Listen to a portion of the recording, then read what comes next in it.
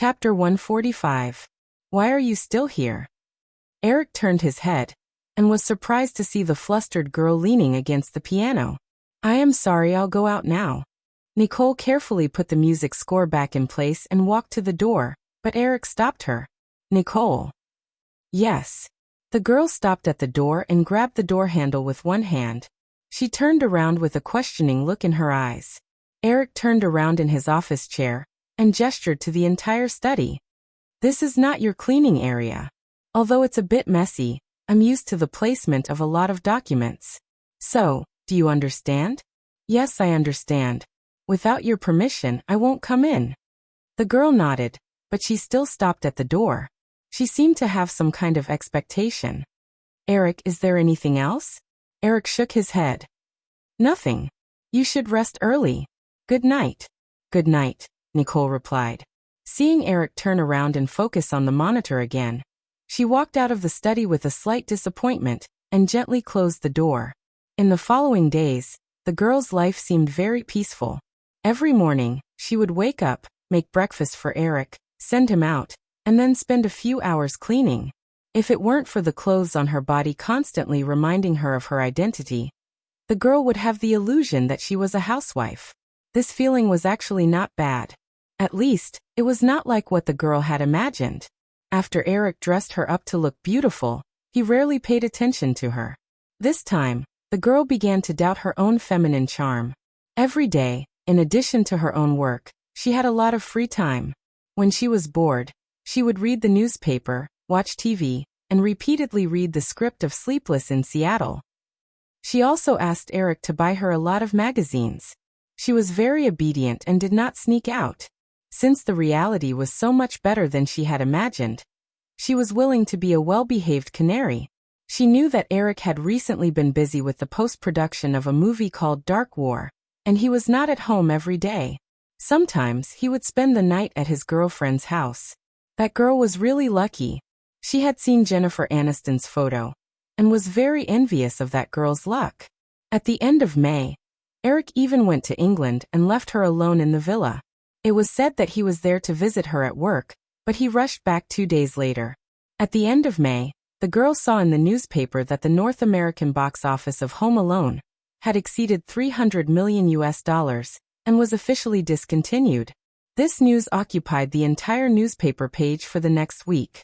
All kinds of comments praised Eric to the skies, and Columbia's stock rose a lot because of this. The focus of the girl's attention was still the news that Eric was about to get as much as $120 million. $120 million was an astronomical figure in Nicole's eyes. The reason why she came to Hollywood was because of the desire for money and fame. She wanted to become a top Hollywood actress like Julia Roberts. However, according to the $6 million salary that Eric had mentioned to her, Julia Roberts would have to shoot 20 movies to earn that much money. Even if a star maintained a high popularity and shot 2 movies a year, it would take 10 years. Moreover, everyone knew that this was impossible. Most stars could only maintain their peak status for about 10 years at most. During these 10 years, the salary would fluctuate according to the movie performance. Thinking of this, the girl's originally calm mind became restless again. If she could become the hostess of this mansion, then she could directly get everything she wanted. The girl even figured out some plans that she thought were feasible. Unfortunately, these little ideas died before they could be implemented. Because the summer vacation was here, and the annoying little minx was back.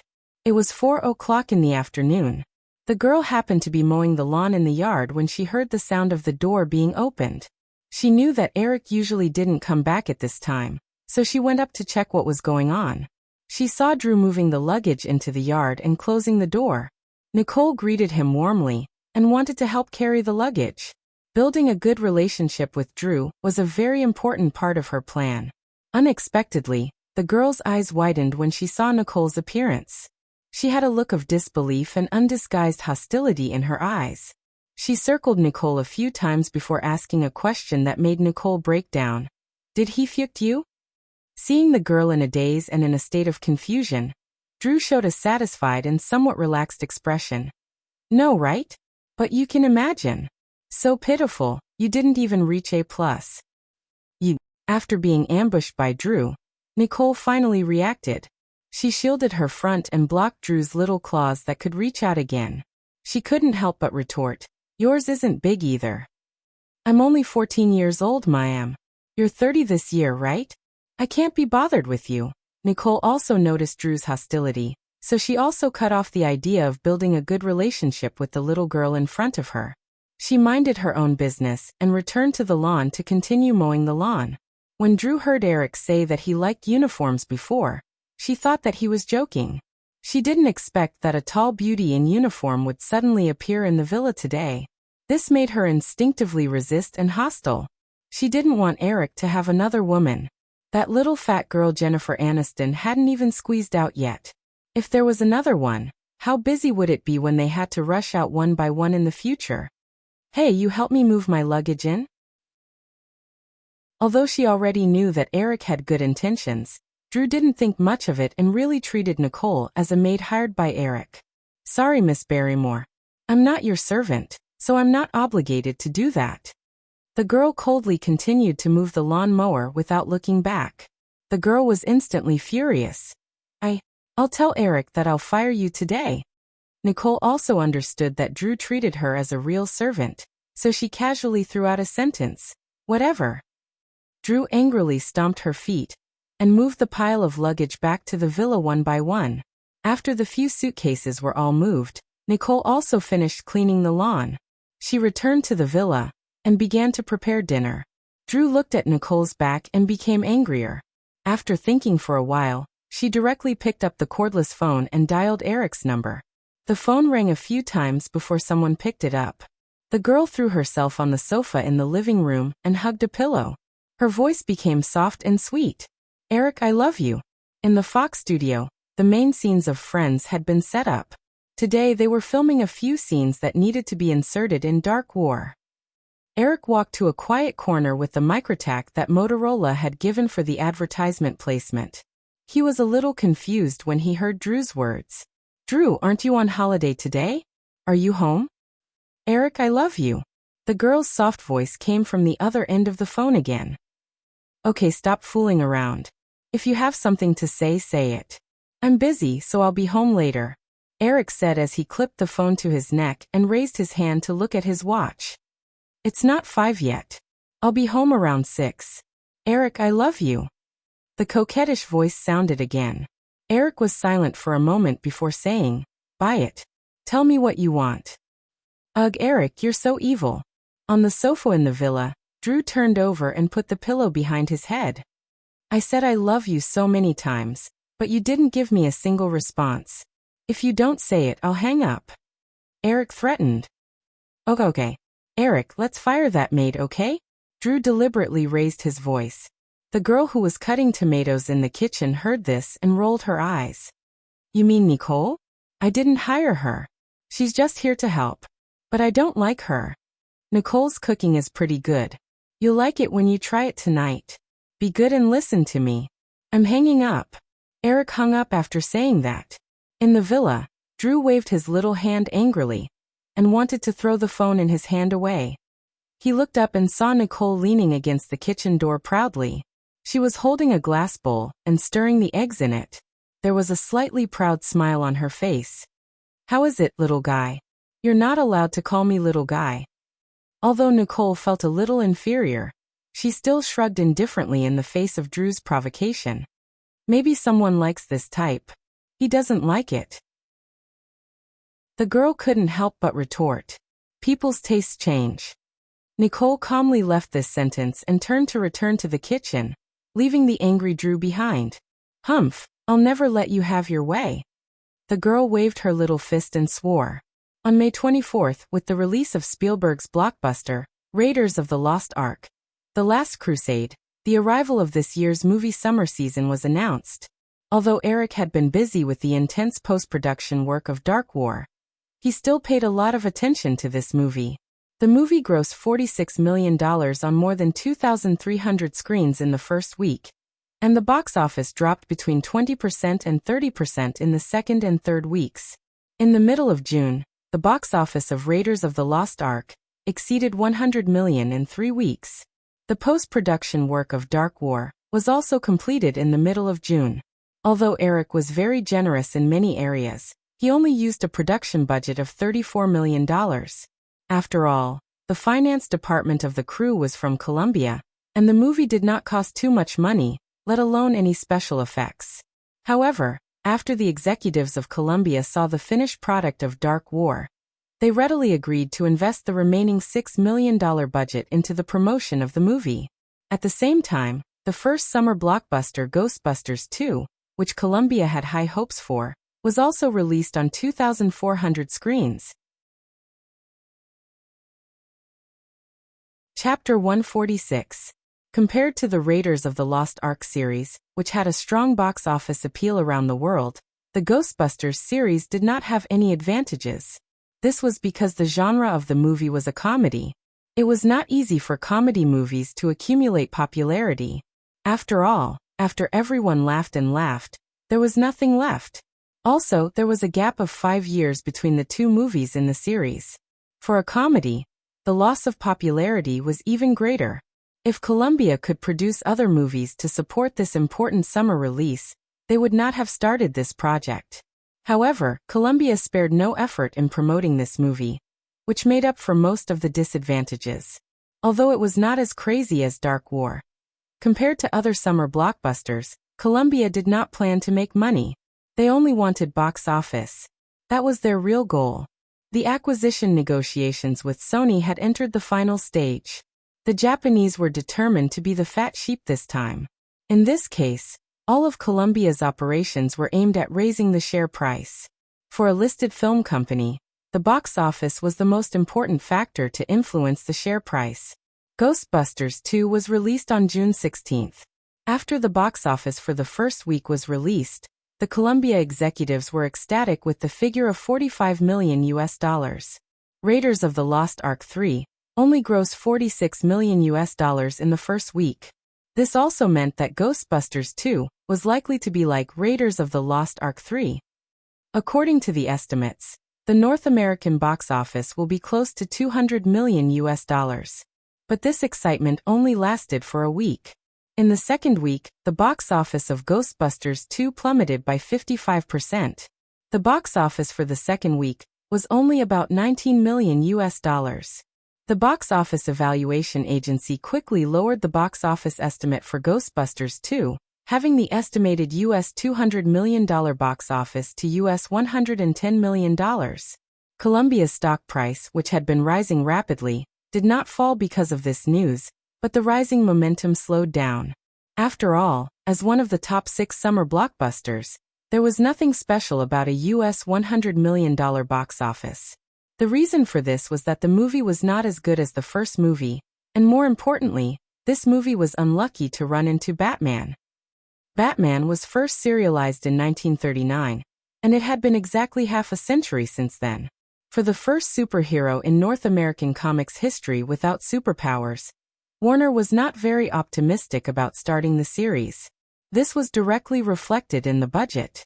Compared to the large-scale production budget of Raiders of the Lost Ark, which was close to $50 million, Warner only provided $35 million for the production cost of Batman, which was barely on the scale of a blockbuster. It was even less than Ghostbusters and Dark Warfare. Although Dark Warfare only cost $34 million, Columbia provided a budget of $40 million, and Ghostbusters 2 also had a budget of $40 million. Because Warner wasn't optimistic about Batman, Columbia didn't take it seriously either. Therefore, Ghostbusters 2 was released a week before Batman. However, everyone had far underestimated the influence of this superhero that had been serialized for half a century in the hearts of Americans. Batman was released on June 24. A week later, the live-action comic movie swept the box office with an unparalleled momentum of $68 million, accounting for 45% of the total box office for the week, squeezing the box office of many other movies into pieces. The biggest hit was Columbia's Ghostbusters 2. After a 55% drop in the box office, the dream of Ghostbusters 2 of $200 million was completely shattered. After all, After a big drop in the box office, the possibility of a reversal was slim. Therefore, Columbia could only pin its hopes on Eric's Dark Warfare. After all, the movie had been tested internally and by the film critics, and everyone was optimistic about it. However, after the box office for the second week of Batman was released, everyone who was looking forward to Dark Warfare had a dark cloud over their heads. This was because the box office for Batman had only dropped by a weak 23% in the second week, but it still earned $52 million, which was much higher than the box office for the first week of filming for many blockbusters. Although the weekly box office for the summer season would be about $150 million, this $150 million would not seem too much if it was spread over more than 10 movies during the summer season. Those that could get the summer season were either cannon fodder or excellent movies that had high hopes placed on them. The latter proportion was larger. Under such circumstances, Batman alone accounted for 1/3 of the market share. If there was no large drop in the box office next week, the pressure on Dark Battle's box office could be imagined. In the conference room at Columbia's headquarters, a group of senior executives was nervously discussing the response plan. Coca-Cola also sent a vice president to attend the meeting. Eric sat next to Amy Pascal and listened patiently to the discussion. Although he was the director of the movie, Eric didn't have much say in the distribution of the movie. The reason why he was here was only because he was the director of Dark Warfare. Although Columbia had given him full control of the movie production process, he was hardly involved in the distribution. Eric had also submitted a document about his ideas for the movie's publicity, but there was no response from Columbia. I think we should postpone the release of Dark Warfare, at least for a week. Batman is too strong. It's very unwise to stubbornly set the release date on July 7th. We have already lost Ghostbusters 2 because of this. If the box office of Dark Warfare doesn't meet expectations because of Batman, then our previous plan of using 2 blockbusters to push up the stock price will be completely ruined. The executive of the Columbia Publicity Department expressed his opinion. As soon as the other party finished speaking, another executive asked, "Bob, according to your plan, what about the agreements that have been signed with the cinema chains?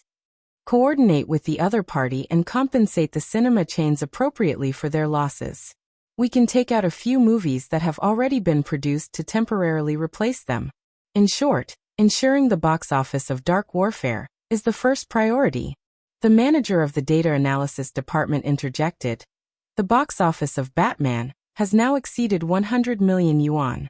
This momentum is unlikely to continue. Moreover, the critical evaluation of this movie is not very high. I think the box office should show a normal drop of more than 40% in the third week." According to what you said, the movie should show a normal drop in the second week, but the fact is that this did not happen. There was only a slight drop of 23% in the second week, someone retorted. The media has already begun to mock our scheduling of the 2 movies. If we don't release them according to the confirmed schedule, it will definitely give people the signal that we have no confidence in the quality of Dark Warfare. This is very dangerous because once the fans have this misunderstanding, they will preemptively think that Dark Warfare is a bad movie. That will be the most fatal blow to the movie. In comparison, releasing it according to the original plan is the safest way. It's not that we don't want to postpone it, but according to the current situation, we absolutely can't postpone it. I also agree with Ruete. It's not that we don't want to postpone it, but we can't. Once we postpone it, it's equivalent to telling everyone that we have no confidence in Dark Warfare. We are afraid. Dark Warfare is actually not as good as we advertised. But if Batman shows a slight drop of about 20% in the third week, then it will still get about 40 million yuan in the box office. Can you imagine how much pressure Dark Warfare will have on the box office under such circumstances? Everyone discussed in a hubbub for an hour. The vice president of Coca-Cola, who was present, had been listening to the whole process. When everyone stopped for a while, he sat up straight and looked at Eric, who had been ignored by everyone and was listening silently like himself. "Mr. Williams, I see that you haven't said anything. Why don't you give your opinion?" Chapter 147. Eric had been flipping through the documents in front of him with his head down, but he was actually a little distracted. He was also thinking about Batman. Although the first Batman was a big success, in his memory, Warner had also begun the long road of the Batman series. In the next 10 years, Warner had produced several sequels to Batman in a row, with an average investment of more than $100 million. However, the box office in North America was only about $100 million. It was estimated that Warner could only break even with the global box office and peripheral sales. For a big production that invested hundreds of millions of dollars, even if it was a small profit, it was actually equivalent to a loss. This was because even if more than $100 million was deposited in the bank, it would still earn a lot of interest in a few years. If it was used on other projects, it might even double. It wasn't until Amy poked his arm gently with a pen that Eric realized that he had become the focus of everyone in the conference room. Many people looked at him with obvious dissatisfaction. Although Columbia had spent a lot of money to snatch the Dark War project from Fox, it didn't mean that Eric would be liked and welcomed by the Columbia executives. In fact, few executives in the entire office liked Eric. Even Amy Pascal, who had always had a good relationship with Eric, had mixed feelings about Eric. All of this was mainly because of Home Alone. After the end of May, the box office of Home Alone had begun to settle. Eric would get about $120 million, which was something everyone in the conference room knew. Columbia could only get about $40 million in profits, and the overseas distribution rights were snatched by Fox for various reasons. Therefore, Eric took most of the profits, which meant that all the executives in the conference room would receive a lot less dividends at the end of the year. In addition, because of the sharing agreement with Dark War, regardless of the box office results, Eric was actually the biggest beneficiary. Eric didn't invest a single cent in this project, but the other party could get a high percentage of the box office. It was only natural that the senior executives would be displeased. Although many shareholders would also benefit from Columbia's stock price being pushed up by Dark War, most of the executives in the conference room didn't have Columbia shares. In this complicated mood, it was not difficult to understand why everyone intentionally or unintentionally ignored Eric's presence in the meeting. Eric had already expected this situation when he didn't get a response to his promotional idea document. Although he had prepared a speech before coming, because of the cold reception he received at the meeting, Eric was too lazy to take the initiative to jump out and make people dislike him. Anyway, according to the original agreement, no matter what the result of the movie was after it was released, he would be the biggest beneficiary. The only difference was how much he earned. For Firefly, who did not invest a single cent, there was no possibility of loss. Originally, Eric was indeed a little worried about the box office prospects of this movie. After all, this was a completely empty new work that didn't exist in Hollywood. But after a series of internal test screenings and critics' test screenings, Eric was relieved. Internal test screenings could basically determine the commercial value of a movie. Although there would sometimes be mistakes, in most cases, the professional filmmakers who had been immersed in Hollywood for decades would not be wrong. The results of the critics' test screenings also indicated the reputation of a movie in the eyes of the fans after it was released. Before the internet era, the reputation of a movie was mainly established through various film reviews in the media. Many fans would only decide whether to watch a movie after reading the film reviews in the newspaper. Now that he had a basic guarantee for both, Eric was no longer worried that this movie would be his Waterloo. As for the unfortunate encounter with Batman, it could only be said that he was unlucky, not guilty of war.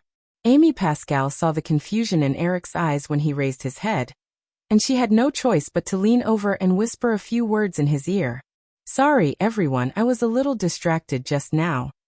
After Amy's reminder, Eric apologized and continued. "Actually, my proposal for publicity has been sent to the distribution department in Columbia in the form of a document.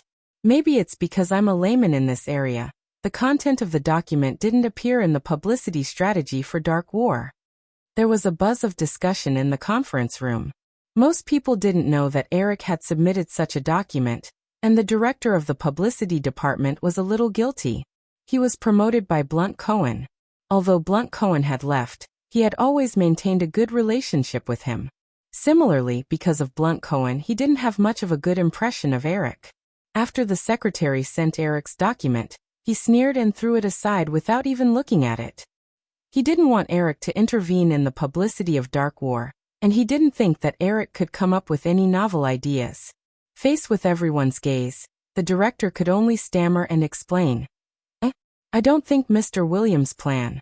There's nothing unusual about it, so I didn't pay too much attention to it. Just forget it, don't say any more. The current president of Colombia, who was sitting at the head of the table, waved his hand and interrupted the other party's explanation. So many people had already seen that he was lying. If he continued to quibble, he would only become a joke. Eric, since everyone is here, briefly explain your end plan. Well, it's like this. Eric stood up and went to the writing board in front of the conference room under the other party's signal. He picked up a black pen and wrote a term on the whiteboard. I call my plan topical marketing. Of course, this is just a more appropriate term that I came up with on the spot. If this concept isn't in the orthodox marketing theory, please don't mind. In his memory, the concept of topical marketing gradually developed and matured after the emergence of online blogs. Before that, although there were some similar marketing practices such as hyping up scandals, Eric didn't know when this concept appeared. The previous publicity for Dark War has already reached the maximum, so we can't make any more efforts in the orthodox publicity method. So if we want to make a breakthrough, we can only choose a topic that doesn't seem to have much to do with the movie. In fact, I think some movies attract the attention of fans by hyping up scandals between the male and female leads can be classified as topical marketing. After Eric finished speaking, he looked at everyone's reaction and continued. Previously, the focus of everyone's debate was whether to delay the release of Dark War by a week. I think my plan can achieve the best of both worlds. The movie doesn't need to be delayed, and if it's done properly, the movie's box office in the second week will have unexpected results. It can make up for the loss caused by the first week's box office being squeezed by Batman, to the greatest extent. Under the curious gaze of everyone in the conference room, Eric wrote the words product placement and TV series on the whiteboard. Everyone knows that there are a lot of product placements in Dark War, so there was a small dispute between us. Eric pointed at the product placements and smiled. The executives in the conference room also laughed dryly. Eric had previously received $6 million in advertising fees from the large number of product placements in Dark War. After Columbia learned about the situation, they wanted to get a share of the profits. After all, $6 million was not a small amount of money. It was enough to make a movie. However, Eric converted this advertising fee into his personal income through a specific contract and not the income of Dark War. In the end, Columbia did not get a single cent. After everyone's dry laughter died down, Eric continued, my plan revolves around the product placement and the TV series I'm about to produce. I'm confident that the product placement of these advertisements is very clever, so even the film critics who participated in the test screening did not find anything wrong. Moreover, they did not notice the TV series that appeared 3 times in the movie. Even these film critics did not notice it. I believe that the audience will not notice it. They will be more immersed in the plot of the movie. The topic marketing I'm talking about is that after the movie is released, we will artificially create topics to guide the audience to pay attention to these. If we can successfully arouse the curiosity of the fans about how many advertisements there are in the movie and the content of the TV series that flashes by 3 times, then a large portion of the audience will return, or even watch the movie repeatedly in the second week. At this point, an executive in the audience interrupted. Eric, we can try to use the topic of your TV series, but I remember that you specifically told us not to mention anything about product placement during the promotion. Isn't that to prevent the fans from being disgusted? Eric explained. Of course, so what I said just now is to reveal these after the movie is released. After the movie is released for 3 days on the first weekend, the reputation of Dark War will be confirmed. I believe that everyone is full of confidence in the movie's reputation. Since the fans have confirmed that this is an excellent movie, then if we reveal it again, the fans will not be disgusted. Instead, they will find it interesting, just like how we are always very tolerant of the flaws of those outstanding talents. No one will criticize Napoleon's height, Einstein's indifference, or Madame Curie's. Ahem, of course, this will still need to be guided by the media. We have to ensure that most of the media's attitude towards this matter is mainly to ridicule and not to criticize. I have already written the specific proposal in the document that I submitted. Of course, it will also need to be revised by professionals. After all, I am just a layman in this field, so there are many things that I might not have considered. After Eric finished speaking, he walked back to his seat. The CEO of Columbia turned his gaze to the executive in charge of the promotion. Ryan, is Eric's document still there? Ryan's hand that was hidden under the conference table rubbed his knee. He said uncertainly, maybe it's still there. I'll ask my assistant to look for it. Go personally. After you find it, make a few copies and send them over as soon as possible. Okay, I'll go now. The executive stood up and hurriedly left the conference room. The meeting entered a temporary state. Everyone was talking at once about what Eric had just said. Eric was no longer treated coldly. A circle of people gathered around him to discuss with him. Chidian.com welcomes readers to visit and read our latest, fastest, and hottest serialized works on Chidian Originals. Chapter 148. In the end, Columbia decided to take a gamble and release Dark Battle as scheduled. Most executives thought that delaying the movie was riskier than clashing with Batman. Of course, Eric's alternative publicity plan also played a big role. In the Beverly Hills villa, Eric stood in front of the dressing mirror and raised his head slightly. Nicole, who had already changed into casual clothes, bent down and carefully tied his tie for him. Drew, on the other hand, was sprawled on the Simmons without a care for his image. He was wearing a white tank top and a denim skirt, his legs swinging wildly, and his toes with black nail polish were faintly discernible. The girl propped up her chin and looked at Nicole with some jealousy as she helped Eric tie his tie. Although she wanted to do it herself, unfortunately, she didn't know how. Eric, can I walk the red carpet with you later? After the tie was done and Eric put on his suit, Drew asked in a coquettish tone. No, it's all arranged. You and Nicole can go in directly. Well, what if I don't like to be with her? Drew didn't hide her likes and dislikes in front of Nicole. Since the beginning of the summer vacation, Drew seemed to have changed. She no longer wandered around the world, and unusually stayed at home every day. After many days, Eric realized that the girl was guarding against Nicole. For example, now because of the premiere, Eric needed to change clothes and Nicole came to help. So the girl appeared on time beside them. Hearing Drew's words, Nicole couldn't help but raise her eyebrows. The girl accurately grasped the instantaneous change in the girl's expression. Eric, look, she raised her eyebrows. She's so scheming. Why don't we drive her away? Nicole finally couldn't help but say. Drew, don't I even have the right to express my dissatisfaction when you say that to my face? Don't call me Drew. You should call me Miss Barrymore. Okay, Miss Barrymore. If Eric wasn't here, the girl's tone would have definitely sounded like she was gnashing her teeth. Drew had indeed messed up all her plans. They had been together for more than a month, but there was no substantial progress in her relationship with Eric. Although she always took care of everything in the villa in an orderly manner, and took care of Eric's life meticulously, the two of them had almost no time to be alone after Drew's summer vacation. This gave her no chance to take the initiative. She looks so reluctant. She doesn't look like a maid at all. Eric, let's chase her away. Eric put on his suit and knocked on Drew's head with a smile. Stop messing around, or I'll kick you out. Go and change your clothes. The maidservant screamed exaggeratedly in pain. She held her head and walked out reluctantly. When Eric got out of the car, there was already a sea of people in front of the China Grand Theater on Hollywood Boulevard. Apart from reporters, there were also a large number of movie fans on both sides of the red carpet. Eric saw many girls holding up the posters of Dark War, high and shouting Cruise's name. He wasn't surprised.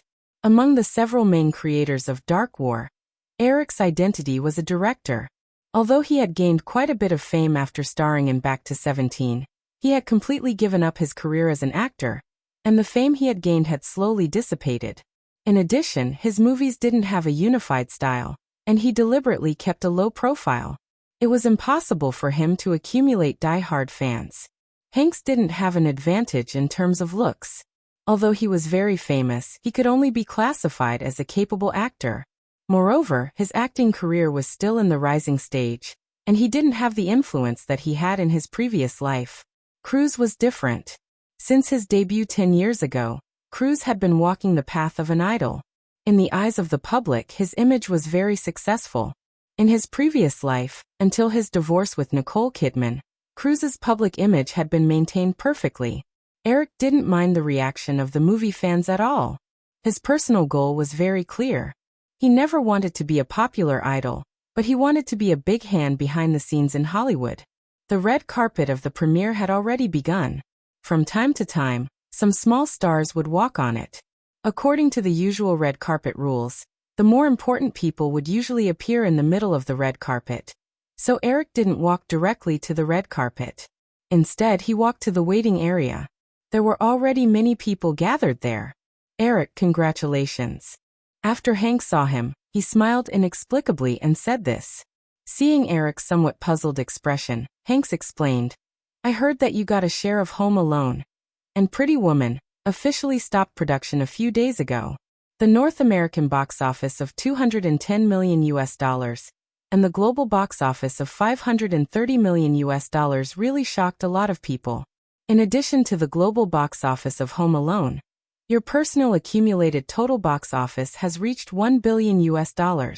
In Hollywood, the number of people whose global box office has exceeded $1 billion can be counted on one hand. Shouldn't you celebrate? This is not too rare." Eric smiled and pointed to Cruise next to him.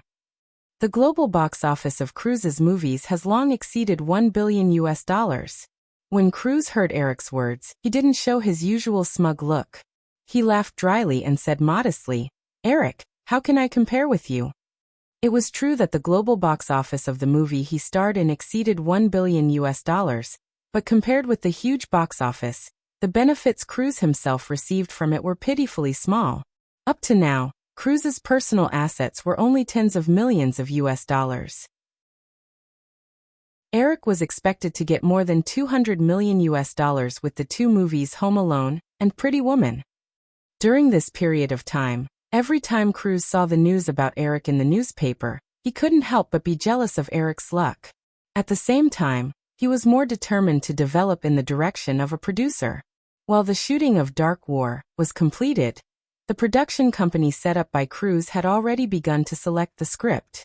As the female companion arranged by the organizers for Eric today, Brooke Shields naturally came to his side after Eric appeared. When she heard the conversation between the men, the girl, who had given up after Eric's vague rejection, was tempted again. She looked at Eric with a burning gaze. The unbearable experience from childhood made Brooke Shields have an unusual worship and obsession with money. If she had enough money back then, she, who had the noble bloodline of the four countries, could really live the life of a noble lady. She wouldn't have to take nude photos for a few hundred US when she was 10 years old. She wouldn't have to act in Pretty Baby when she was 12 years old, and she wouldn't have to shoot the Pretty Baby when she was only 10 years old.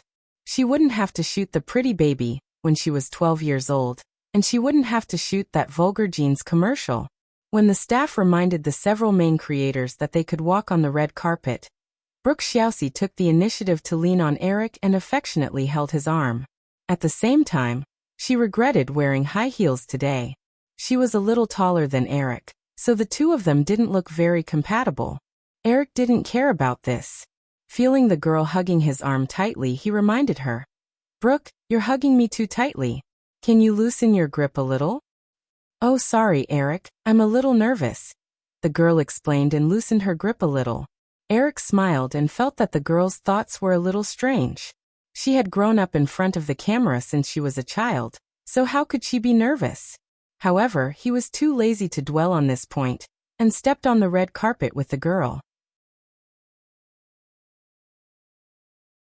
Chapter 149. Amidst the cheers of the fans, Eric walked through the crowd and smiled across the fences on both sides of the red carpet as he hurriedly signed a few posters of Back to 17, Home Alone, And pretty woman. Then he called Brooke Scholes, who was also signing autographs for the fans, and the two of them went to the media interview area in front of them. Eric, are you confident in the box office of Dark War? Brooke, you and Mr. Williams are so close. Are you two dating? Eric, look here. Mr. Williams, what do you think of the box office trend of Batman? In the crazy flashes of the cameras, Eric hugged Brooke Scholes and smiled as he let the reporters take photos, but he did not intend to answer any questions. Once he opened his mouth, these reporters would definitely ask questions about Dark War and Batman. With the precedent of Ghostbusters 2, Eric's answer would not be appropriate no matter how he answered. If he appeared too confident and the box office did not meet expectations in the future, he would definitely be heavily ridiculed. If he showed a little bit of fear, it would be even more lively. If a director had no confidence in his own work, how could he expect the media to say anything good about it? Even if he answered the questions impartially, it was very likely that the words would be picked out at this moment, so the best strategy was to not respond at all. Hearing the cheers behind him that were louder than when he had just walked through the red carpet, Eric knew that Cruz and Hanks were walking on the red carpet together. This was arranged in advance. He glanced behind him and saw the two smiling as they slowly walked through the crowd of fans. Eric knew that it was time for him to go in and make room for the two superstars. He signaled to Brooke Scholes, and the girl took his arm again, and the two of them walked into the theater together. Outside the roaring crowd of fans, Nicole and Drew had just gotten out of the car, and were looking at the situation not far away. Drew was wearing pink-framed heart-shaped sunglasses, chewing gum with his hands in the pockets of his jacket. He looked at the crazy fans, as well as Cruz and Hanks on the red carpet. The lass had picked up this look after watching Kubrick's Lolita. She was convinced that Eric had the soul of a middle-aged man with a Lolita complex. Hence, she decided to dress up and appear in front of Eric. Eric was also tempted by the lass's playful look. Sue Ryan's classic Lolita look paired with the lass's tender face made it impossible for Eric not to be moved. From then on, Drew fell in love with this look because she knew that Eric liked her look. Drew glanced at Nicole, who was standing beside him. Although he didn't like this woman, he still followed Eric's instructions and drove to the scene with her. Seeing the lass look at Cruz and Hanks, who were being chased by the fans, the lass curled her lips in contempt. Hey, do you really want to be like them? Nicole was stunned for a moment, before realizing that Drew was talking to her. She was surprised but still replied, "Of course. If not for this, why would I come to Hollywood? Don't you want to be like them? What's there to want? After Sleepless in Seattle is released, you will definitely be chased after like them." Oh. The woman was even more surprised. She lowered her head and looked at the girl beside her. That doesn't sound like something that would come out of your sharp little mouth. I never thought that you would actually praise me. Huh? Drew glanced at the lass contemptuously. Which ear did you hear me praising you? I just have confidence in Eric's script. If any beautiful woman from Hollywood can get the lead role in Eric's script, she can also become a big star. Just like Julia Roberts, she was picked up by Eric from a small restaurant. You are just another lucky woman he picked up. Oh, what about you? The lass's tone was a little sarcastic. The lass didn't mind at all and raised her chin. There was a little pride in her tone. I belong to Eric. Wow. The lass didn't know how to react, and could only make a meaningless sound. I belong to Eric. Drew emphasized again. Eric also knows that I belong to him. So he treats me differently from women like you. Even Jennifer Aniston can't affect my position in his heart. But why does it sound like you are more like? The lass glanced at Drew and wanted to say something, but stopped. Although Drew had been spoiling her little plans recently, she didn't want to completely offend Drew. After all, Drew and Eric had a very close relationship. Drew didn't care and said, "Pet, right? Haha, how funny. I didn't expect you to have the same idea as that stupid girl Jennifer Aniston. Also, even if I am a pet, do you know what you women are?" Although Nicole knew that Drew wouldn't say anything nice, she still couldn't help but reveal a curious expression. Plaything. Drew quickly said, "Do you want to know why I asked that question when we first met? Because if the answer is yes, then Eric might have some feelings for you and you might become his lover. But if the answer is no, then it means that Eric doesn't like you at all. He only treats you as a plaything, a beautifully dressed doll. He dressed you up and put you in the villa just because he thought it was fun. Nicole's face became a little ugly. Her lips trembled as she retorted, "That's impossible. It's definitely not like that. He gave me the female lead role in a movie." "Humph, it's just a female lead role in a movie. You think too much. Don't think that I don't know what you're thinking. You've been trying to seduce him all this time. You want to be William's wife, right? That's ridiculous." The woman suddenly raised her head and glared fiercely at Drew. "I understand. You want to use these words to force me to leave. Little girl, don't even think about it. If what you said is true, why did you try so hard to stop me all this time?" Drew shrugged. "I just don't want to make things difficult for Eric. Some of his ideas are a little different from others. If you really do climb up his ladder, and you're such a scheming woman, it won't be easy for him to get rid of you in the future. So before you leave my house, I'll keep a close eye on you. Nicole Kidman, you'd better give up early." "Let's wait and see, Miss Barrymore," the woman said sarcastically and walked to the entrance of the theater. Drew adjusted his sunglasses and followed them. After Cruz and Hanks left the red carpet, another celebrity guest walked up. Drew couldn't help but chatter beside Nicole. Look at those female celebrities who made the fans scream even louder. In fact, as long as Eric was willing, he just had to beckon them a little, and most of them would be more than happy to jump on him. So, although these actresses got more screams than Eric just now, in fact, people like Eric are the real controllers of Hollywood. Although Nicole pretended to be annoyed and didn't care about Drew's words, she had to admit that what the little girl said was true. Just for a role, she was willing to go to Eric's house and change into a sexy uniform to please him. With Eric's status accumulated by the success of several consecutive movies, there were not many actresses who wanted to climb up the ladder in Hollywood who would refuse some of Eric's requests. Chapter 150. As soon as the two of them entered the theater, Drew shook Nicole off and ran to the front row of the crew. Nicole only saw Drew whispering a few words to Tom Hanks, who was sitting next to Eric. Hanks smiled and got up to give her his seat. Although she was envious, Nicole knew very well that she was not even qualified to sit in the front row, let alone make anyone in the front row give her a seat. Although she was a little unwilling, the girl found a seat in the middle of the theater and sat down. More and more people came to the theater. Unknowingly, a man in his 30s, wearing glasses, and looking gentle sat down next to the girl. The man seemed to inadvertently glance at the girl, and revealed a look of surprise, as if he had just noticed the beautiful girl next to him. He took the initiative to greet her. "Hi, how are you?"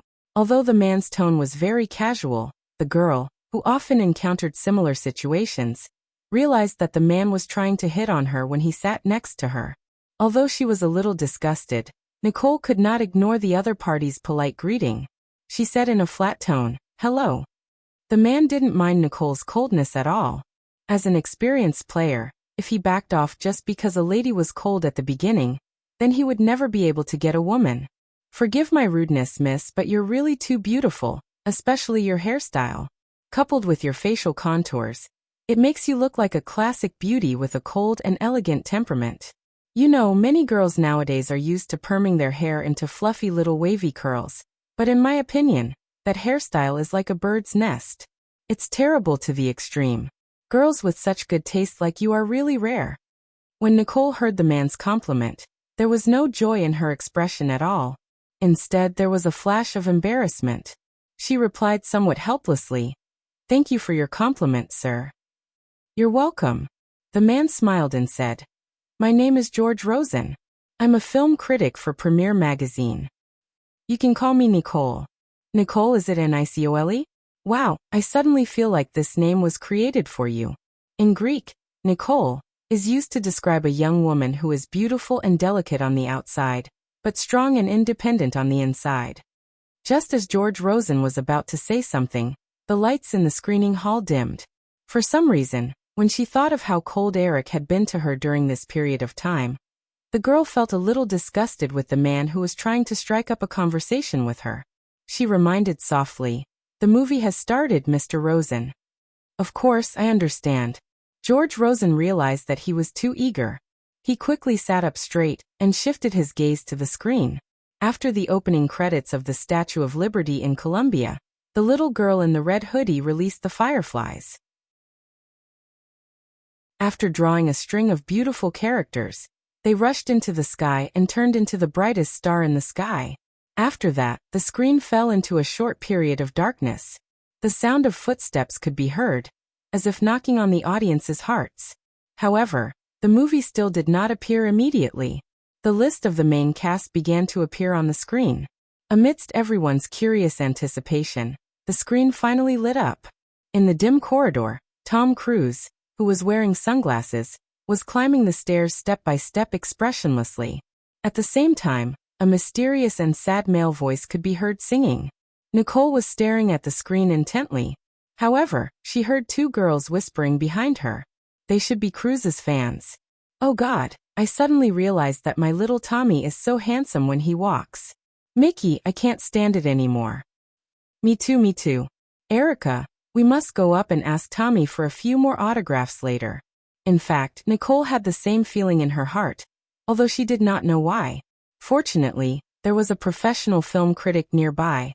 George Rosen also heard the feelings of the two female fans behind him. He approached the girl and took the initiative to explain in a low voice. "This is the result of the atmosphere.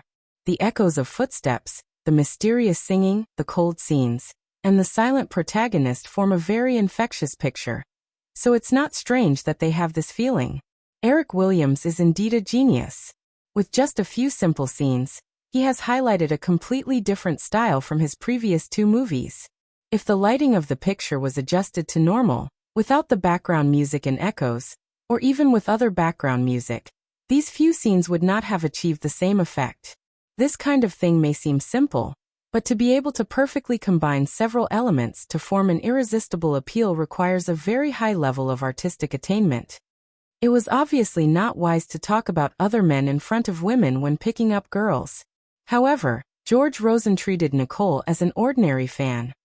He did not think that the girl sitting here would have the opportunity to meet Eric, let alone know that she would know Eric. Therefore, he was not stingy with his praise for Eric, and at the same time, showed off his professional skills in film appreciation. After arriving at the rooftop, as the camera followed, the background music gradually became heavier. After the hero stepped on the edge of the rooftop, the screen began to switch between memory and reality. Through the dialogue between Andy and the doctor, the audience was told that Andy only had 4 weeks left to live. "Ugh, is Tommy going to jump off the building?" The worried voice of the girl behind Nicole was heard again. This was actually the voice of many fans in the theater. Another girl immediately hugged her friend and comforted her. "No, no, Erica, look at Tommy carrying a backpack. He must have other things to do. If he's going to jump off the building alone, why would he carry a backpack? Mickey, do you think Tommy will die?" "Definitely not. I've heard many reports of terminal cancer patients surviving. Besides, this is a movie. All kinds of miracles can happen in movies. Tommy has never died in any of the previous movies. He will never die. I hope so." Erica crossed her arms and made a praying expression. At the same time, she was looking forward to Cruise's next move. However, the movie didn't immediately reveal the answer to the audience. After the title of Dark War was displayed, the screen switched to a restaurant. Sean, played by Hanks, was leisurely reading a newspaper as he ate his breakfast. The camera quickly panned to the bar in the restaurant. Andy was also eating his breakfast calmly. At the same time, he looked up at the television with a hint of reluctance and nostalgia in his eyes. The two protagonists appeared at the same time. The audience thought that the two would have a confrontation in this restaurant. After all, the name of the movie was Dark War. However, the screen quickly switched to another scene. "Nicole, did you notice Cruise's expression? He only has 4 weeks to live. So whether it's eating, drinking, or watching the television, his expression is full of concentration and reluctance. It's as if he wants to use the remaining 4 weeks to engrave all the beauty in this world into his soul." I dare say that Cruz will definitely die in the ending. George Rosen couldn't help but show off again. Nicole merely nodded slightly to indicate that she had heard him. Her eyes were still fixed on the screen, and the girl slowly began to immerse herself in the plot. Inside the blockade line, Sean got out of the car and hurriedly entered a police car. He asked Ian Spy, the police chief played by Joe Pacey, who was wearing an inspector's uniform and a bulletproof vest, "Have you talked to the robbers?" Ian's eyes flickered. 20 minutes ago. Sean immediately raised his eyebrows and turned to look at Ian in surprise. "You were the one who talked? You must have said that you were Ian Spy, the chief of the Los Angeles Central Police Department, and that you would surrender in 3 minutes, right?" Ian shook his head awkwardly. Then he realized that Sean was now his subordinate, and no longer a well-known elite in the police force. So he straightened his neck and looked to the side with a look that said, "What are you going to do about it?"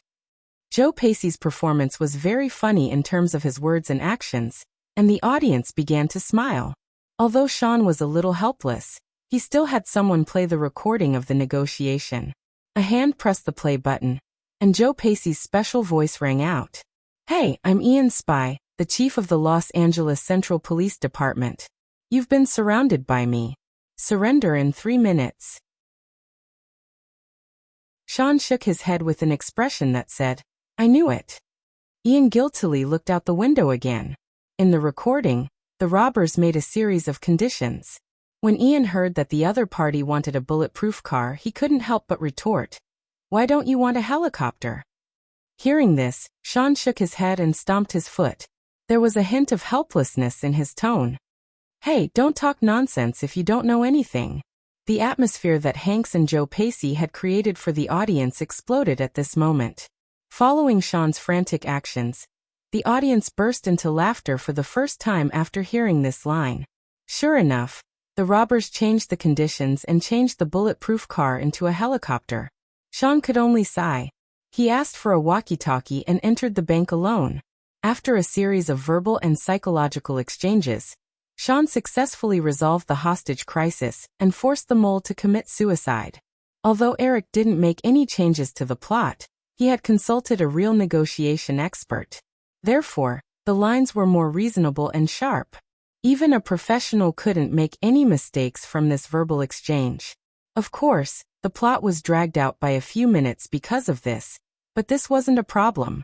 The movie was originally only 90 minutes long, but in Hollywood, most big productions like this were about 2 hours long. In addition, the lines were cleverly designed. The audience didn't feel that the plot was dragging at all. Instead, they could interpret the excellence of the male lead, Sean, in more detail. After leaving the bank, Sean walked to a snack bar and bought a cup of Coke and a hamburger to eat. In the crowd of onlookers, an old man with thinning hair had a strange smile on his face. He held up a camera and captured Sean's series of actions. The old man's expression was a little stiff, but coupled with the iconic mysterious male voice that appeared almost at the same time as the background music, although most of the fans still had some doubts, the professional film critics present all guessed that the old man was most likely Andy in disguise. Sure enough, the scene cut to a room full of computers, camouflage equipment, and other high-tech criminal props. Andy had developed a photo of Sean at the scene of the bank robbery and pasted it on the wall. At the same time, there were other old photos of Sean when he was in the SWAT, Special Weapons and Combat Team. Through the camera sweeping across the wall full of photos and clippings, the audience finally understood Sean's identity. Chapter 151. Andy walked into a finance company with his backpack. Amidst the sneering of the manager of the finance company, who took out a stack of Marvel superhero comics from his portfolio, Andy took out his pistol.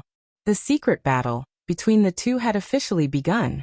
"You're here. I've been waiting for you for a long time." Andy covered himself with the body of the finance company manager and greeted Sean warmly as he walked up to the rooftop. "Sorry, traffic jam," Sean replied with a smile. There was no sense of unfamiliarity in his tone. This was the most basic quality of a negotiator. No matter how much he hated the other party and wanted to throw the other party into prison or the electric chair, on the surface, he had to maintain a sincere friendship with the criminal. Only by getting close to the criminal could he find the other party's flaws. You can call me Sean. How can I help you? Many people have their own goals. Some want money, cars, planes, and some want to see their wives. Do you have a girlfriend? After getting Andy's permission, Sean slowly walked forward and began to approach him. Andy didn't answer. Instead, he leaned out from behind the finance company manager's body. When Sean wanted to move away, so that the sniper in the opposite building could take aim, Andy stopped him. Am I very smart? Looking at Sean's helpless face, Andy laughed. Yeah, what's your name? Just look it up. What do you want? It's very simple.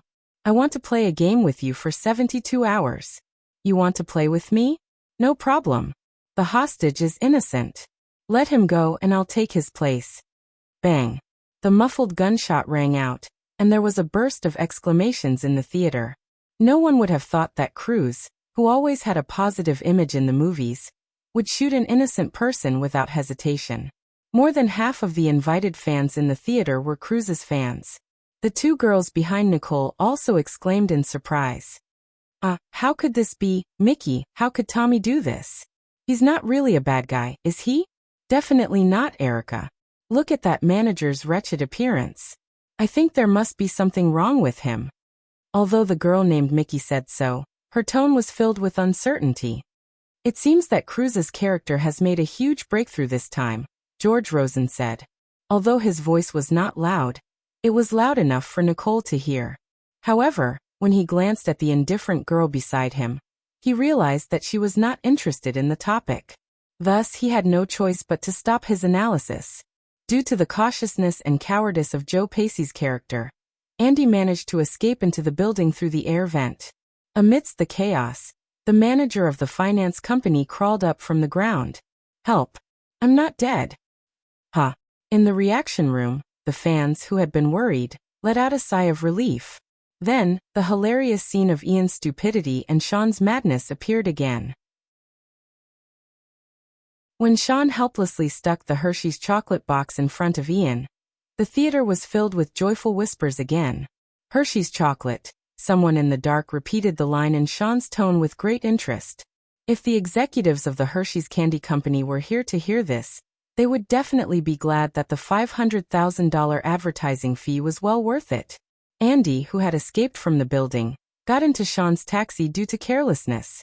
The two men began their first head-to-head confrontation. Send me to the police station and you win, Andy said. He stuck the pistol out of the car window and pulled the trigger without hesitation. A muffled gunshot rang out. Sparks flew from the lamppost, the balloon in the child's hand suddenly burst, and the cardboard box in the porter's hand exploded into pieces. Andy put a hand on Sean's shoulder and said in a cold voice, I'll shoot on the count of 3. 1, 2. Sean turned his head to look in the direction of Andy's gun. He wanted to bet that Andy wouldn't shoot, but when he saw the pregnant woman with a big belly, the woman with a child, and the student with a backpack, Sean stepped on the gas pedal at the last moment. He didn't dare to take the risk. But it was too late. 3. Hey!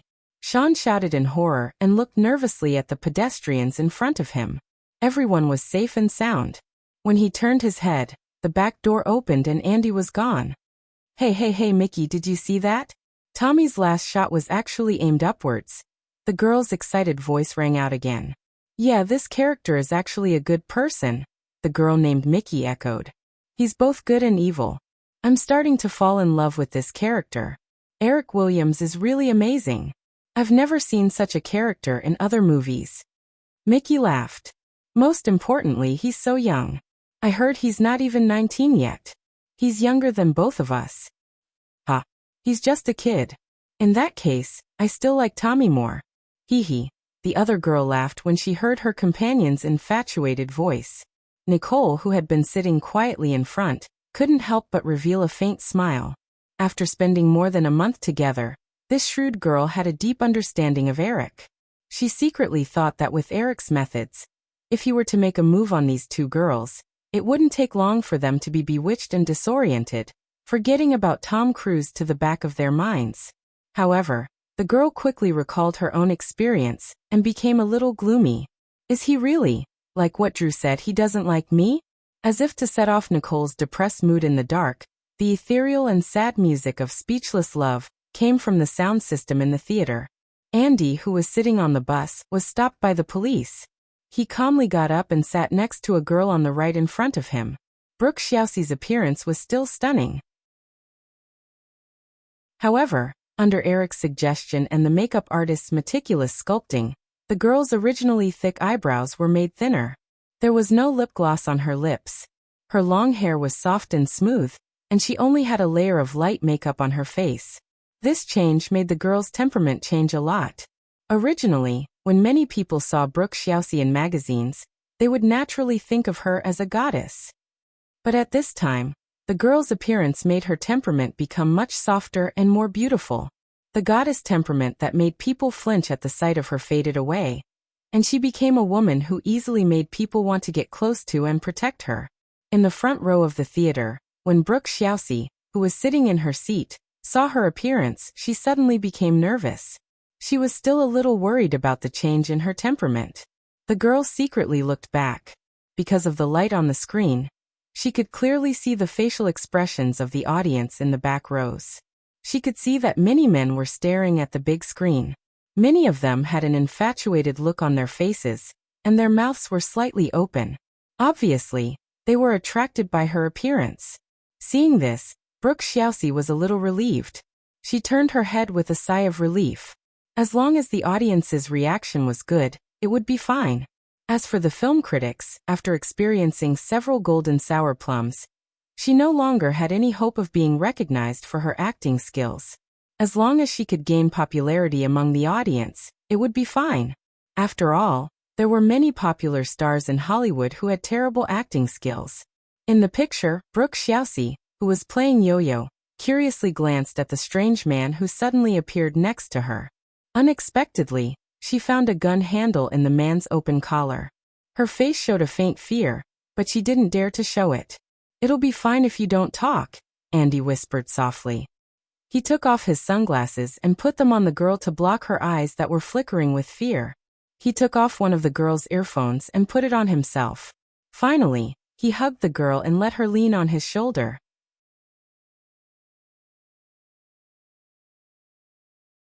Chapter 152. As the music continued, Yo-Yo, who was leaning on Andy's shoulder, unknowingly turned from panic to calmness. Perhaps it was not a bad thing to have such an exciting romantic encounter in her boring daily life. As she thought of this, a faint smile of happiness appeared on her face. Because of the girl's tacit understanding, Andy successfully passed the inspection. He returned the earphones to the girl's ears and got off the bus. When Yo-Yo realized what was going on, she hurriedly asked the driver to stop the bus and followed him. He put one hand in his pocket and walked lazily on the sidewalk. She lowered her head and carefully followed behind him. Occasionally, she would raise her head and look at his back timidly. Andy finally couldn't take it anymore and suddenly turned around, scaring the girl. "Why are you following me?" I live here," she explained in a panic, like a little girl who had been caught doing something bad. Andy saw the girl take out the key to open the door, and was about to leave. Only then did she realize what was going on. She shouted and ran after her, stuffing the pair of sunglasses back into Andy's hands. Nicole did not know that Eric had copied the movie from her mind, so when she saw this scene, she could not help but think about herself and Eric. He seemed to treat her like this, domineering and distant. After the climax of the first scene, the plot of the movie went back to normal. In the police station, Sean chattered endlessly to his colleagues about his doubts. Ian, who was a little narrow-minded, looked at Sean's enthusiasm and thought about his own mediocre self. He felt that his position might be threatened because of this, so he decisively used the fatal magic weapon of a primary school student. A complaint. However, he was stopped by Sean's superior, who had a good relationship with him. He could only angrily go up to Sean and cause trouble. However, his actions reminded Sean of the crux of the matter. At Ian's unintentional reminder, Sean slammed his fist on the table. "Stupid, I'm so stupid. I forgot the most important clue, the finance company. Here, we can check it out." Ian was even more depressed. He had no choice but to use his words to mock Sean's identity as the logistics manager. The lights in the corridor are flashing nonstop. Quickly get someone to change them. Sean's investigation did not get anyone's cooperation. The manager of the finance company had a guilty conscience. The villain was wary of the police, and other people were unwilling to cooperate. Sean could only return to the office and receive the screw sent by Andy. That night, after fooling the old guard at the front desk, Sean successfully entered the building where the finance company was located. He used the milk powder to cleverly unlock the door and enter the finance company. The second confrontation with Andy had begun. The sound of hurried footsteps on the stairs, the sudden alarm of the safety door, the roar of the car engine, the fierce friction between the tires and the ground, and the several minutes of gunfire, coupled with the intense percussion music, the confrontation that lasted more than 20 minutes did not have any extra scenes. The whole process tightly captured the audience's eyes. Finally, the two got rid of the villain group's pursuit. The car drove on a quiet street in Los Angeles at night. The situation seems to be reversed this time. The gun is in my hand. Do you know where the nearest police station is? Sean raised his eyebrows and patted Andy's shoulder with the gun. There was a bit of pride in his expression. Andy laughed and scolded him for being ungrateful. Then he said, "Same old rules. You win when we get to the police station." The car suddenly accelerated. At the same time, the audience's hearts, which had just relaxed, were hung up again. Everyone was curious about how Andy would escape this time.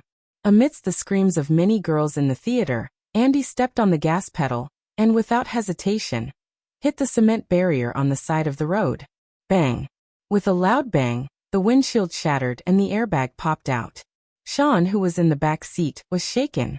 In an inconspicuous small shot, because of the shattering of the front window, a small medicine bottle that Andy had placed next to the window bounced out a few times on the cement road. The scene slowly froze with the crisp sound of the small medicine bottle hitting the cement road. And then it fell into darkness.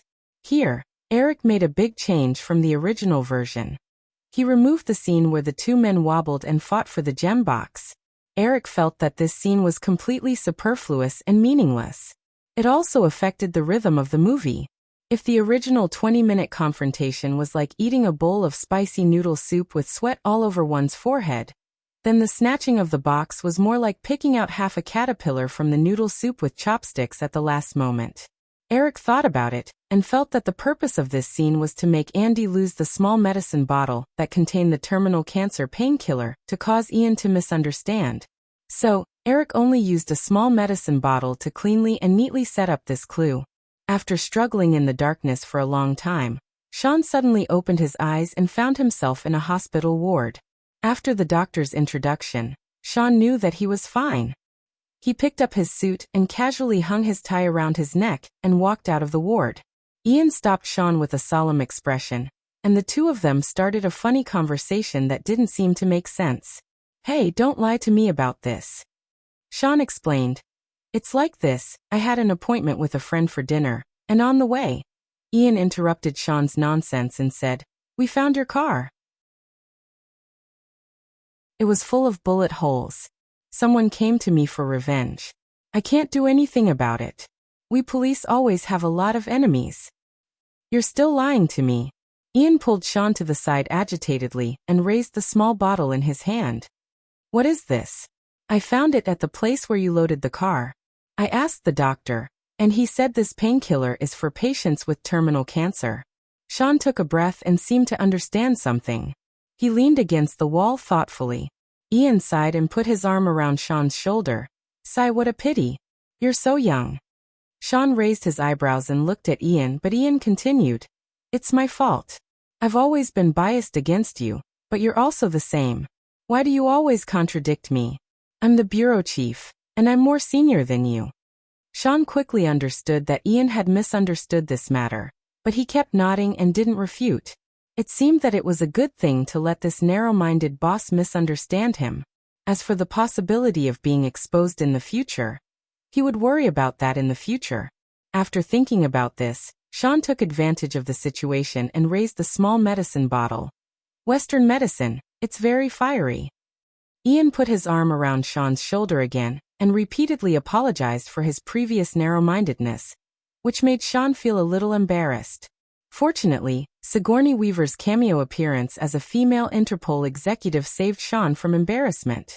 Through Andy's information, Sean understood the meaning of the number 13 written on the teacup cushion that the stranger left him. On May 13th, in the same small restaurant, after a verbal exchange, Sean agreed to cooperate with Andy's plan to capture the villain, the bald monk.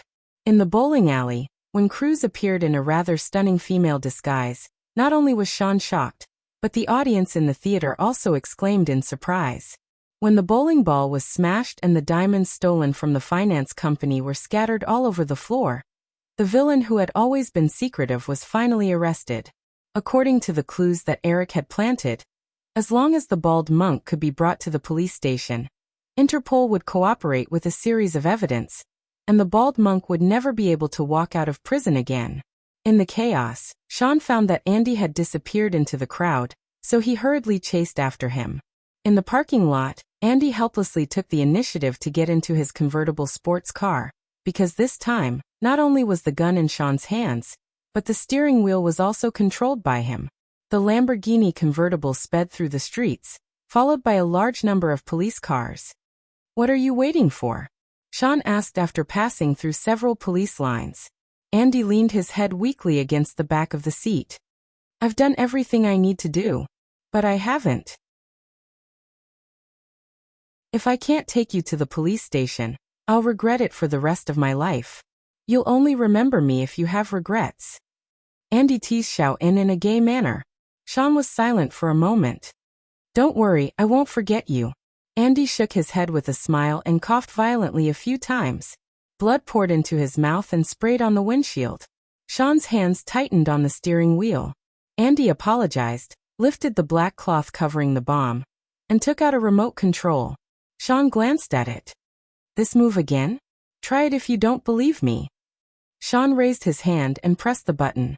With a soft beep, the bomb began a 1-minute countdown. "It can't be real this time, right?" Andy smiled. "You were the one who pressed it. You told me that it didn't matter when or where I died. The key was that I couldn't die in the police station." Xiao In informed the people following him about the bomb through the walkie-talkie. Then he stepped on the accelerator and quickly passed through the last few police lines. He got out of the sports car in the last 10 seconds of the countdown. Although the two had only known each other for a few days, Sean completely understood Andy's style of doing things. He didn't believe that the bomb was real at all. So deliberately letting a criminal go was a huge pressure on his professional ethics. So, when he got out of the car, Sean's face was a little heavy. But gradually he seemed to have figured something out. Gradually, a smile appeared on his face as he walked toward his colleagues in a relaxed manner. "After doing things, I'm always hungry. It's time to find something to eat. I wonder if the small restaurant is closed." With that thought, he waved at Ian, who was complaining to him, and left. Unsurprisingly, when the countdown ended, the Lamborghini's engine automatically started, and Andy successfully escaped again. A few weeks later, in the small restaurant, Sean's eyes widened when he saw a piece of news in the corner of the newspaper. Someone had donated a large sum of money to the Children's Cancer Foundation in his name. So he swallowed the food and the corners of his mouth curled up as if he wanted to laugh, but he couldn't. With a bucket of popcorn in his arms and a newspaper in his hand, Sean passed through the bustling crowd and somehow got on a bus. Just as he sat down, he caught a glimpse of something familiar. "Miss, your necklace is very beautiful. Where did you buy it?" Sean couldn't help but ask. Yo-Yo picked it up and looked at it. With a faint smile on her face, she said, "A friend gave it to me. It's very cheap." "Boyfriend?" Yo-Yo hesitated and didn't answer. She only said quietly, "I haven't seen him in a long time. After he gave it to me, he hasn't appeared again." Sean turned around sluggishly. "Keep it well. Although it's fake, it's still very fake. Maybe one day he'll appear in front of you again. Ha, he'll scare you." Yo-Yo smiled but didn't reply. She looked out of the car window. Soon, the girl got out of the car. In the fast and slow shots, Sean and Yo-Yo's lonely expressions appeared one after another. Shoving a piece of popcorn into his mouth, Sean thought of Andy again. Man, it would be great if all of this was just a scam. Just like the fake gun and the fake bomb, your illness was also fake. You just wanted to get my sympathy so that I would let you go. Even if you hide in a corner and laugh at my stupidity, I don't mind. Really. In the end, he thought with a gloomy face. It was like some kind of inheritance. The chanting that would only sound when Andy appeared again when Yo-Yo walked through the streets with the gem. It was like some kind of reincarnation. Ethereal, mysterious, and distant.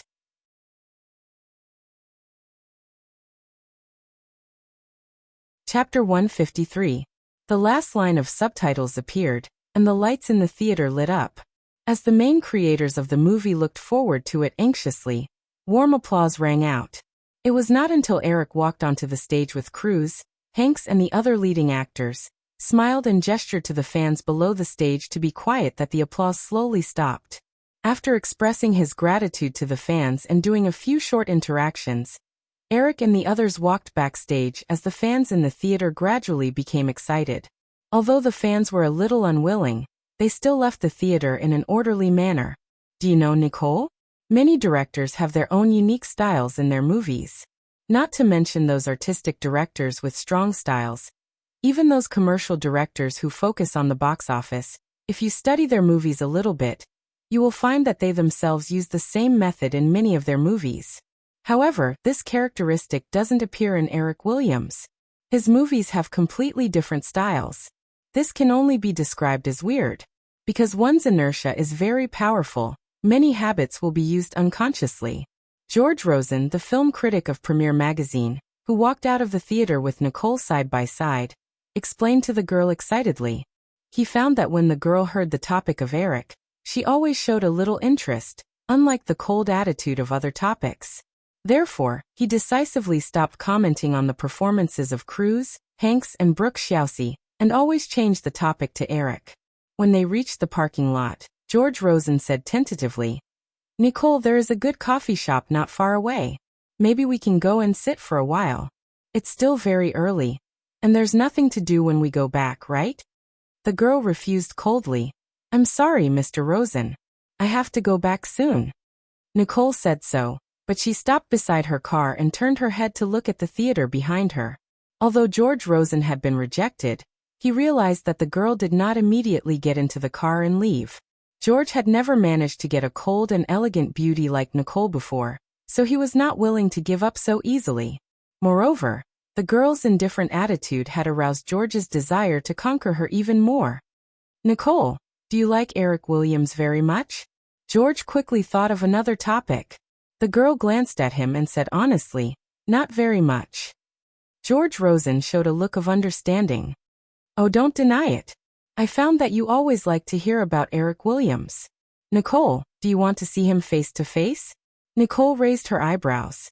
Faced with this man's persistent pestering, the girl was getting more and more impatient. Unfortunately, due to the light in the parking lot, George Rosen did not notice the slight change in the girl's expression.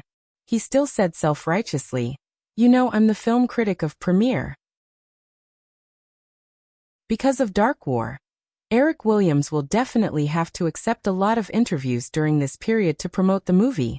With the current influence of Premiere, I'm sure they won't refuse if we send them an interview invitation. "What does this have to do with me?" the girl replied coldly. "I have a good relationship with the editor-in-chief. If he agrees, I can get this task. When the time comes." George Rosen's expression was a little smug and boastful. "If you want, you can pretend to be my assistant. This way, you will have a chance to talk to Eric Williams face to face. Maybe we will even have a chance to have a meal together." "Oh." The girl spat out a meaningless syllable as a mocking smile appeared on her face. Just as she was about to reject this self-righteous guy, a young man in a neat suit came to the parking lot and ran directly toward the slender and elegant Nicole.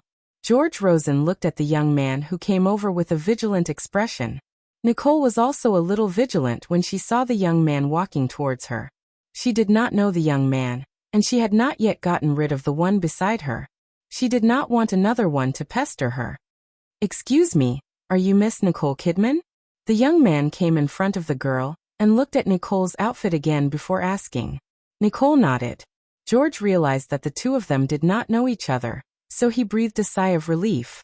The young man confirmed the girl's identity and said enthusiastically, "Hello, Miss Kidman. I'm Alan Fissman." Seeing the girl's puzzled expression, Alan quickly explained, "I'm Mr. Williams' assistant." "Oh, hello, Alan. Just call me Nicole." The girl smiled and reached out to shake the young man's hand.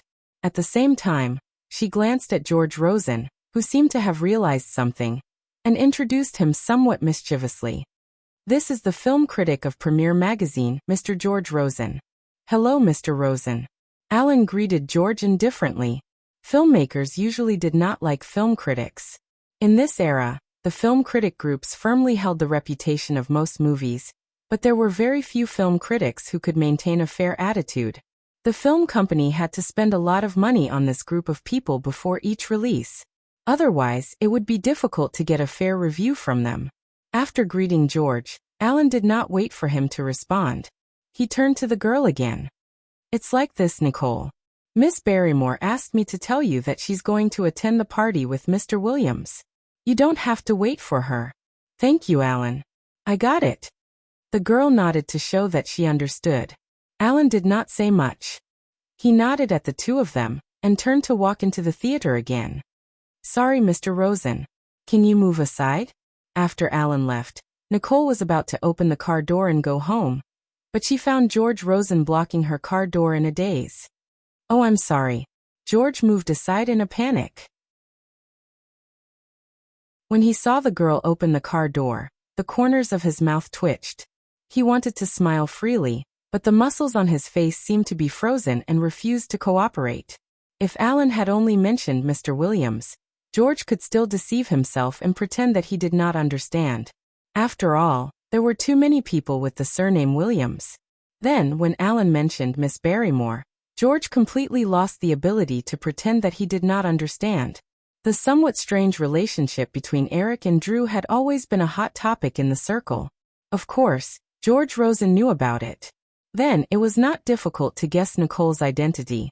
Thinking of the girl waiting for Drew here, George felt that she must be very close friends with Eric and Drew.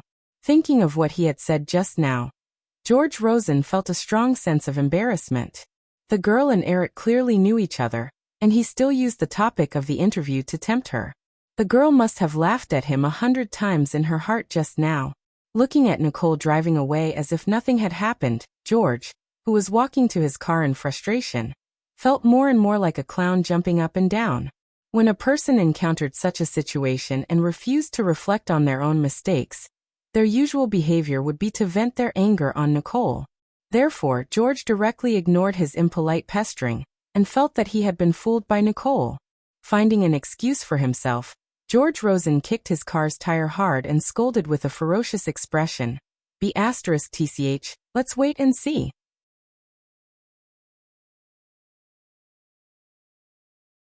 Chapter 154. The ups and downs of the plot, the thrilling soundtrack, the sharp and changeable editing, and the outstanding performances of several actors. Eric Williams has brought us a dark symphony with a different style after the playfulness of Home Alone and the warmth of Pretty Woman. From the mysterious singing at the beginning to the tragic symphony at the end, the gorgeous soundtrack of Dark War runs through the entire movie, but it doesn't make people feel noisy at all. The tight plot is full of tension, and there are no redundant scenes. The 2-hour visual feast makes people feel calm. Blood has always been the two elements that can stimulate the audience's adrenaline the most in movies, but many movies are just claptrap, and they always do it for the sake of sex, and blood for the sake of blood. However, the use of blood in Dark War doesn't feel deliberate at all. During the movie, every time there was a scene where Tom Cruise coughed up blood, I could hear the heartbroken cries of the female fans around me. However, these cries were also mixed with excitement like that of Gao Chow. A handsome, gentle, and mysterious man has already made most women fall in love at first sight, but Eric Williams is still not satisfied, and he added a stimulating blood-vomiting attribute to the protagonist. I'm sure that the character created by Cruise will definitely be imitated by many filmmakers in the future. The wonderful performances of the two protagonists didn't overshadow the brilliance of the supporting roles at all. Joe Pacey raised his eyebrows, twitched his mouth, and shook his head. The reappearance of Brooke Xiaoxi, who had been silent for several years, was even more eye-catching. Perhaps it was because the girl had been at Princeton for several years, but Brooke Xiaoxi's acting was more profound and restrained. Although she only appeared for a few minutes, she left a deep impression on people. I believe that this time, even if Brooke Xiaoxi doesn't get a positive acting award, the Razzie judges will definitely not consider her as an actress. I'm looking forward to seeing Brooke Xiaoxi's performance in other movies in the future. The next morning, Eric sat in the dining room and focused on reading the fresh movie reviews in today's newspaper. Nicole, on the other hand, was busy coming and going, bringing breakfast to the table from time to time. Soon, a sleepy Drew floated into the dining room in his slippers. He pulled out a chair and sat down at the table. He supported his chin with one hand and narrowed his eyes as he watched Eric flip through the newspaper. "Why don't you sleep a little longer?" Eric asked without raising his head. "I'm hungry," Drew said. He pulled the small basket in the middle of the table and reached out to grab a bagel. However, he was hit by Eric's rolled-up newspaper. "Have you brushed your teeth?" "After eating?" The girl blinked her eyes and pretended to be pitiful. "Eat after you're done." Eric glared at the girl. He had no intention of indulging her. He waved the newspaper in his hand, ready to hit it again at any time. Okay. Seriously, you're like an old-fashioned old man." Drew stood up weakly and floated out again. She had a bit of fun at the party last night, and didn't eat much, so the girl looked very dispirited at the moment. Nicole stood in front of the kitchen counter and listened to the conversation between the two of them. She felt a little envious. Although the two of them didn't have any intimate words or actions, this kind of ordinary conversation made her feel the warmth that only belonged to family. In comparison, although Eric had been very polite to her, he still didn't treat her as one of his own. It wasn't that the girl hadn't tried in this regard, but it wasn't very effective. The girl brought the cooked oatmeal into the dining room and began to share breakfast for them. However, when she gently placed a bowl of oatmeal in front of Eric, she inadvertently looked up and saw Eric frowning slightly at the newspaper. "What's wrong?" the girl asked softly as she sat down. Eric shook his head gently. "Nothing, just a movie review." Nicole glanced at the title of the newspaper in Eric's hand and said softly, "Someone is criticizing Dark War?" "Yeah." Eric nodded and said, "It feels strange. This person seems to be targeting me. I don't remember provoking this person." As Eric spoke, he looked down, hoping to find some information about the author. When some newspapers asked for articles from more famous film critics, they would often include the critic's information at the end of the article to make the readers feel that this person was very authoritative. "So it's a professional film critic for Premiere magazine, and a journalism graduate from Columbia University," Eric whispered. Nicole's heart skipped a beat when she heard the name of Premiere. "Eric, can I take a look?" Eric handed the newspaper over. The girl glanced at the author's name and suddenly felt a little guilty. It was George Rosen. A story that can't stand up to scrutiny, deliberately mystifying noisy soundtrack, and repeated meaningless scenes. "I feel that this kind of movie is simply a waste of the viewer's time and money." The girl only took a quick glance at one of the paragraphs and hurriedly returned the newspaper. Her eyes flickered slightly. She knew that the article must have been written because of her, because George Rosen was originally praising Eric. Perhaps it was because of the coincidence last night that made Eric feel embarrassed, which caused this to happen. If she had clearly rejected him when he tried to strike up a conversation, perhaps this would not have happened. Nicole thought of this and felt even more guilty. She carefully asked, "Eric, this review won't affect the box office, right?" "No," Eric said. "Most of the film critics maintain an attitude of praise for this movie. It's fine if there are one or two critical articles occasionally, as long as the general direction of the movie's reputation is not affected." "Oh." Nicole breathed a sigh of relief. Eric carefully looked at the girl's expression. "Nicole, you seem to have something on your mind?" No. Nicole quickly shook her head and denied. Eric did not ask further. He hurriedly flipped through the rest of the newspaper and began to eat breakfast. However, George Rosen did not seem to intend to give up after publishing a critical film review. The next day and the third day, several of his review articles appeared again, and the words were more and more intense. In the end, he even began to question whether the movie was made by Eric. George Rosen first listed some similarities between Eric's previous movies. After all, Back to 17, Home Alone, and Pretty Woman were all very heartwarming. Then he changed the topic and made a detailed comparison between Home Alone and the dark and cold style of Dark War. In the end, he gave the readers the feeling that Dark War had nothing to do with the previous movies. Next, George Rosen began to comment on the similarities that existed in many of the movies made by the movie masters. From the beginning to the end, he instilled a point of view in the audience that if several movies were made by the same person, even those movie masters with varied styles could find many similarities in their works. However, Dark War did not. Therefore, George Rosen boldly implied that the movie was not made by Eric himself, but by a gunman hired by Columbia. This was completely a money-making work in the name of Eric Williams' genius director. The fans were fooled. Eric, who saw this article, shook his head helplessly. He deeply understood that the scariest thing was not to be afraid of, but the scariest thing was a cultured saying of wisdom. This was because the analysis of this article was too detailed. The professional standard was so high that Eric could only look up to it, as expected of a top student from an Ivy League school. Even Eric had to admit that the other party's analysis was very reasonable. Because the newspaper that published George Rosen's article was quite influential, the gunman point of view of Dark War had a considerable impact on the public. The battle for the box office during the summer was very fierce. Once there was a chance to attack the competitors, other film companies would definitely be very willing to add fuel to the fire. Therefore, in just a few days, the doubts in the media gradually increased. Columbia had to take this matter seriously and urgently contacted Eric to discuss countermeasures.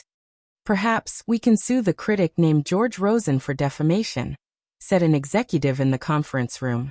The legal department manager shook his head and retorted, "We've already considered this method. It's very difficult to work. The federal court won't even accept our lawsuit request." George Rosen is too shrewd. His article is more like a professional thesis. From the beginning to the end, he did not explicitly say that Dark War was not shot by Eric. He has been hinting, and this hint is very convincing. To be honest, if I didn't happen to see the shooting process once, I would have believed this point of view. Now the most important thing is to clarify. We can't let this point of view continue to fester. This is easy to say, but not easy to do. You say, how do we clarify for Eric? Do we let the TV station broadcast Eric's scene live? We also found some news photos of the shooting process, but unfortunately there are many photos of Cruise, Hanks, and even Brooke Shields, but there are very few photos of Eric. It's not very convincing at all. Just when everyone was a little worried, Eric, who was delayed by something, pushed the door open and walked into the conference room, holding a cardboard box in his arms. "I'm sorry everyone. I was delayed because I had to prepare these things." Eric apologized to everyone and found a place to sit down. Everyone involuntarily looked at the small box Eric put on the conference table. Eric noticed everyone's puzzled gazes and took the initiative to explain. "Oh, these are some videotapes. Drew, that little girl, went to the set several times to visit, and fiddled with the camera to shoot."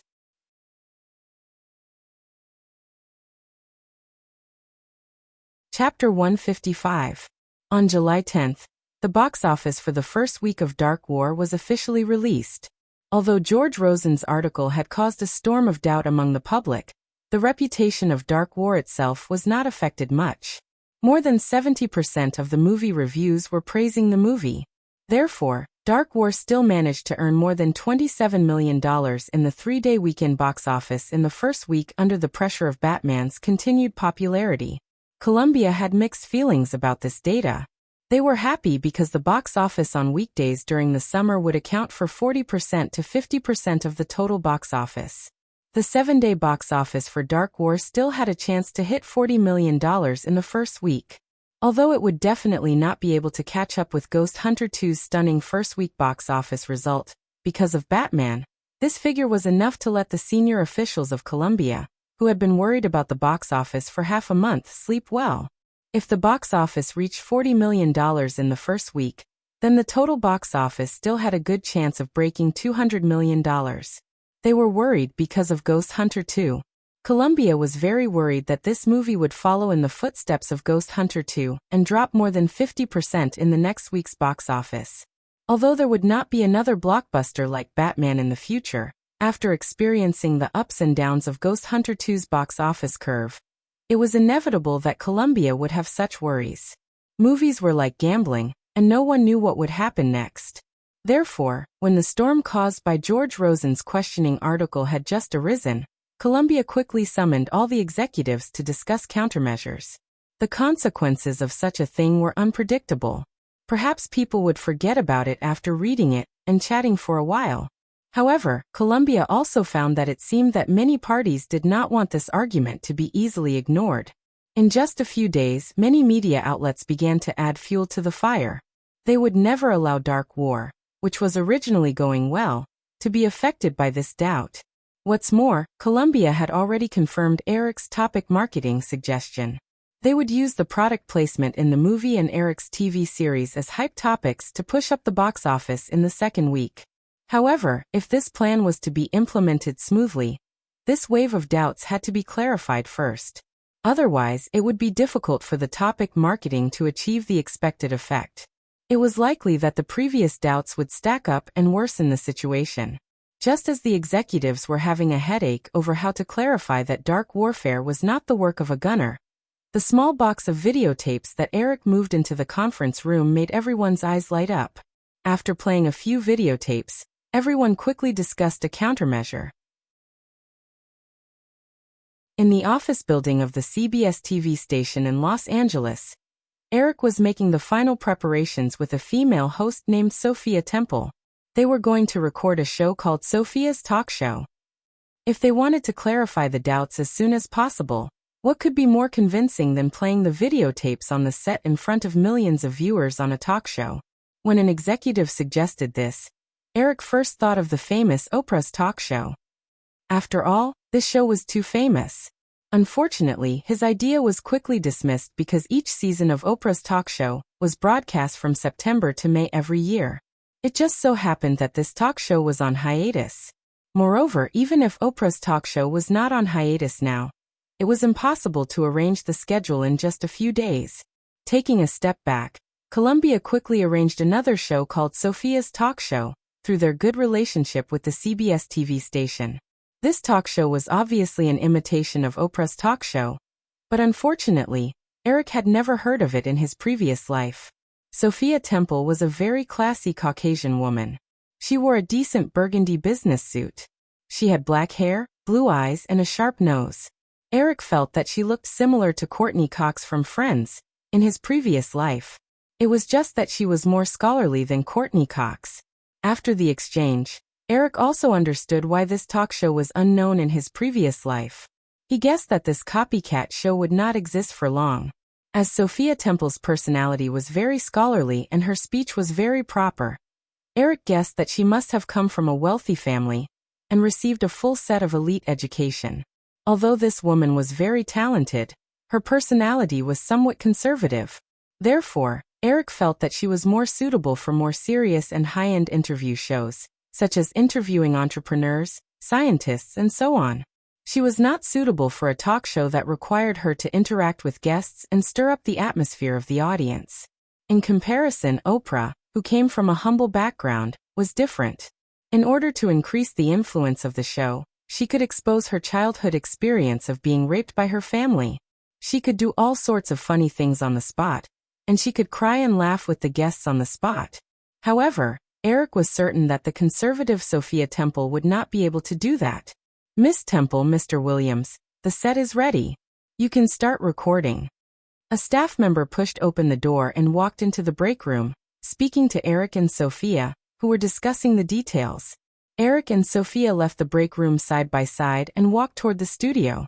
Speaking of directors, many people's first impression is definitely those old men with big beards, messy hair, and eccentric personalities. But since last year, there has been an exception in the circle of Hollywood directors. He is not only young and handsome but also talented. What's more surprising is that this young man's movies have achieved jaw-dropping box office results. Oh, I think everyone already knows who he is. So let's welcome our live guest today, Mr. Eric Williams. After a well-rehearsed opening speech, Sophia gestured for Eric to walk in again with the small box in his arms.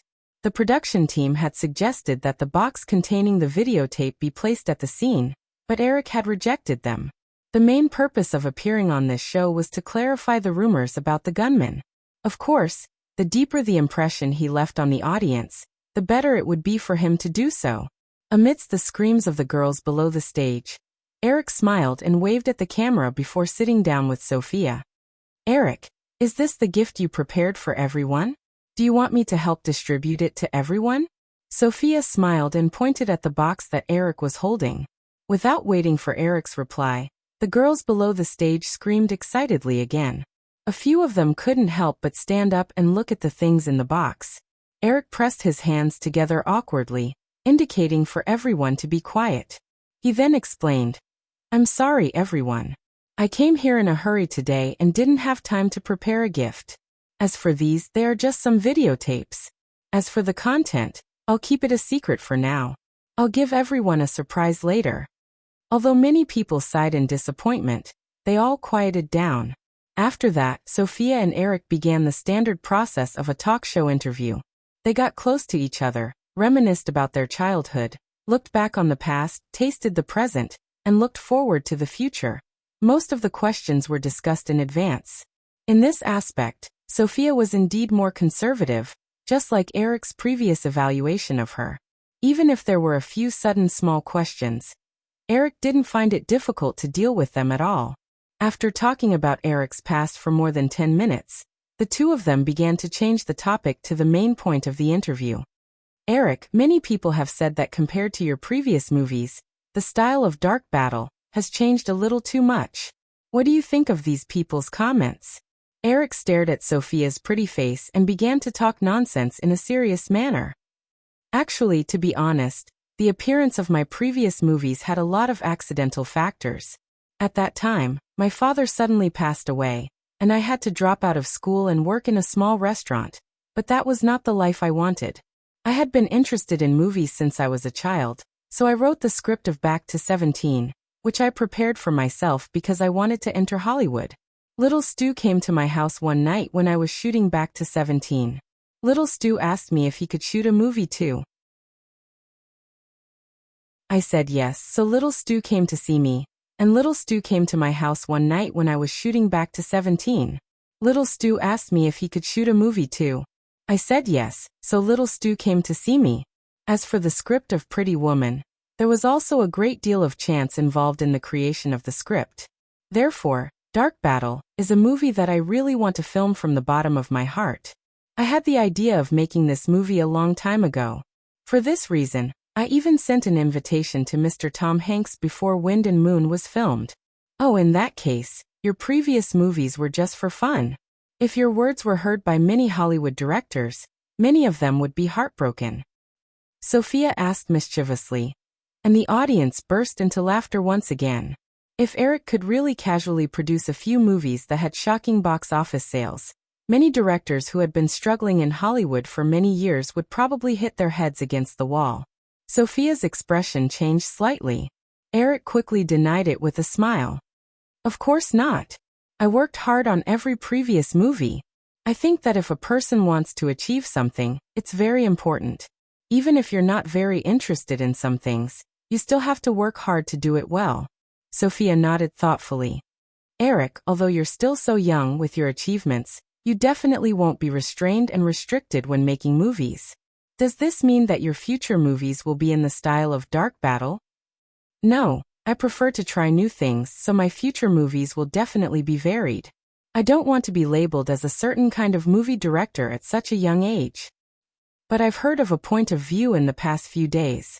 No matter how good a movie master is, there will definitely be similar elements in their movies.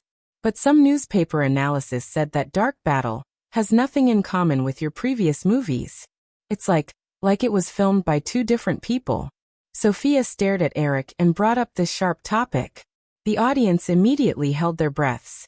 In fact, many people had already guessed the reason why Eric came to this talk show, so they were very curious about how Eric would defend himself.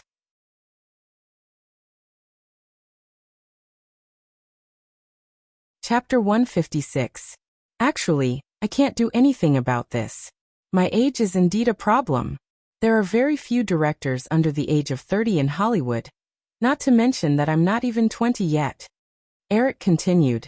Originally, I didn't have to respond to this kind of question. After all, reality is the best weapon to counterattack.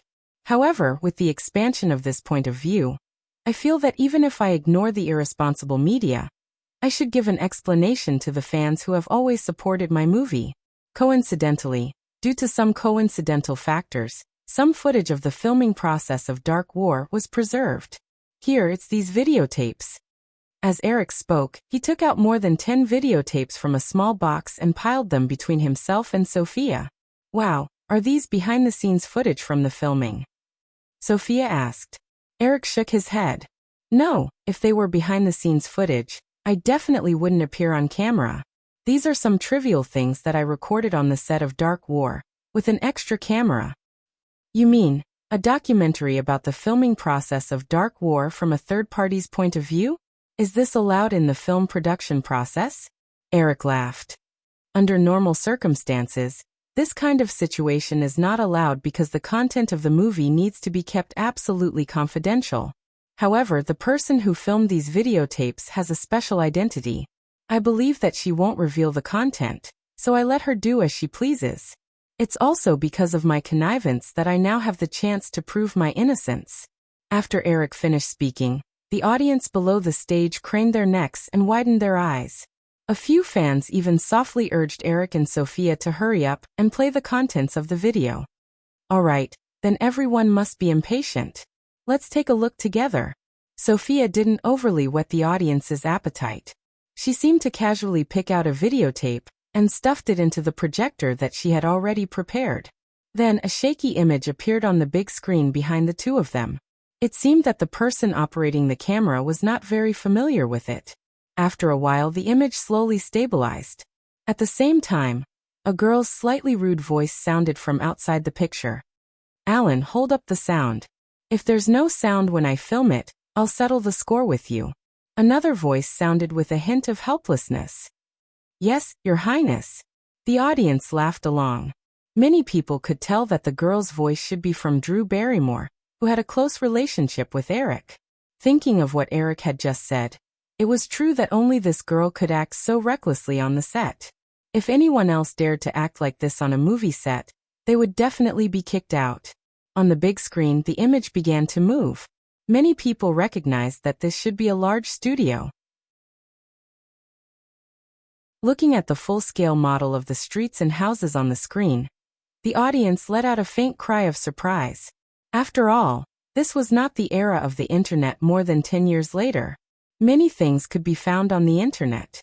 Although Americans often watched movies, they did not know much about the specific process of movie production.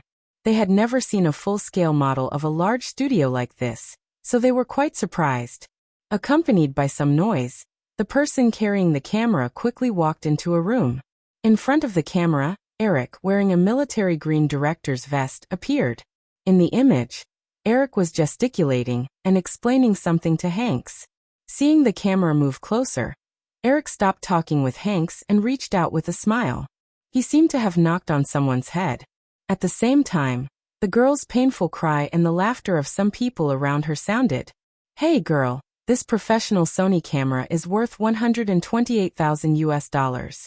If you accidentally break it, I can only compensate you to Columbia to pay off the debt. Eric knocked on Drew's head and said. The camera shook briefly, and Drew's crazy voice sounded. Wow, you're so annoying.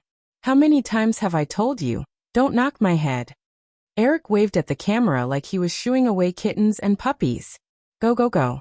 Stand further away. We're about to start shooting. As the camera retreated, Eric's voice rang out, instructing the crew to start shooting.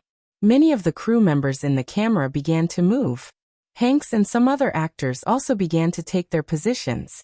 A script clerk walked forward, presumably to give the script board. At this point, Sophia pressed the stop button and explained to the audience, "Sorry, the next scene will involve the content of the movie, so we have to stop." Although it was only a short 1 or 2 minutes, the audience still enjoyed it.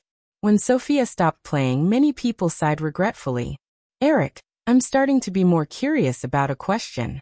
I believe the audience in front of the TV is also very curious about this question." Sophia did not immediately start playing the other videotapes. Instead, she asked the question that many people were wondering about. "Although it was only a short few minutes, we all saw that you doted on Miss Barrymore. You let her play with a camera worth more than $100,000 like a toy. What's your relationship with Drew?" Eric hesitated for a moment, organized his words, and said, "How should I put it? Drew and I met during the filming of Back to 17. Very quickly, I fell in love with this little girl." Seeing that some people were about to kick up a fuss, Eric quickly waved his hand and stopped them. "Don't misunderstand, it's definitely not the kind of love you think it is. I only see Drew as my sister. At that time, Drew had some bad habits. Although she went to rehab a few times, the effects were not very good. Her mother was helpless about it. I couldn't bear to see a girl with such potential like Drew gradually sink into depression. Impulsively, I discussed with her mother and asked her to move in with me. Perhaps I could supervise her to get rid of these bad habits. After some consideration, Ms. Edick agreed, and that's what we're seeing now. Perhaps it's because Drew and I hit it off, but she still listens to me. Because of that, she has completely gotten rid of those bad habits. She's currently studying in an all-girls school. I hope that she can successfully graduate from high school. Once she's an adult, she'll be free to choose her own path." Eric didn't feel any psychological pressure towards this kind of nonsense. As someone in the entertainment industry, he already knew that these so-called interviews were a kind of show. As long as he could achieve his goal, it was fine. In his previous life, after celebrities went on interviews, it was not uncommon for them to show off their love, divorce, and all kinds of weird things to happen. If you treated this kind of program with a serious attitude, you'd be too stupid if your blood boiled, or your eyes welled up with tears when you heard the celebrities talk about their inspirational stories or love experiences. Of course, although he didn't think much of it, Eric still put on a show. When he said these words, his expression was very sincere, and it was very provocative. It was as if he was an angel sent by God to save a lost girl. Sophia also revealed a touched expression. As for whether it was real or not, Eric didn't know. Then, let's look forward to Miss Barrymore's return to the big screen and bring us outstanding works. Now let's see what the other videotapes talk about, Sophia said as she selected another videotape that she had ordered beforehand and placed it in the player. The camera was still a little shaky. This time, the setting wasn't a film studio, but a block street. There were many police cars parked around, and there were also many camera cranes and tracks. However, the staff in the video were chatting in groups of 3 to 5, some were drinking water with their heads raised, and some were leaning against the car door and fanning themselves with the folders in their hands. From the looks of it, the crew was taking a temporary break. The voiceover sounded again. "Hello everyone, I'm Drew Barrymore, a reporter from ABC Television. I heard that there was a bank robbery here. Let's interview the Commander-in-Chief, Mr. Eric Williams." The camera slowly moved closer to Eric, who was wearing sunglasses and a baseball cap not far away. The girl seemed to say something, and then a furry extra-large microphone unwillingly appeared in the camera. It slowly moved in front of Eric, and even accidentally poked Eric's nose. It looked very funny. An aggrieved male voice sounded. "Director, I was forced to do this. Don't blame me." Seeing this scene, Eric and Sophia laughed, and the audience at the scene roared with laughter. In the video, Eric took off his sunglasses and looked at the camera helplessly, as if saying, "What are you trying to do?" "Mr. Williams, I heard that there was a bank robbery here. What's the situation now? Can you tell us about it?" the girl asked in all seriousness. "All right." Eric pushed the microphone away from his face and said lazily, "We have the situation under control. Miss Reporter, look, the two robbers are playing poker with the special forces. The atmosphere is peaceful. The negotiator, Hanks, isn't really chatting with the plainclothes man. He's actually probing the other party. We've already learned that the plainclothes man is a mole, and we're going to arrest him later. The director, Mr. Joe Pacey, has something urgent to attend to and will only be back in an hour. I'm sure the hostages will still be alive by then. Eric's funny words made the audience roar with laughter again. After playing this segment, Sophia smiled and picked a few more videotapes to play for a short while. During this time, she also mixed in the conversation between the two of them and the live audience. Unknowingly, because some scenes needed to be recorded multiple times, the 40-minute talk show took more than 2 hours to finish recording.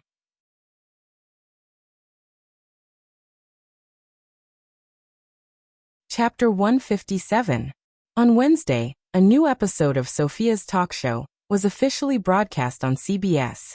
The guest for this episode was supposed to be a famous football player, but when many football fans sat in front of the TV waiting for their idol to appear, they found that the guest had been changed to the young director Eric Williams.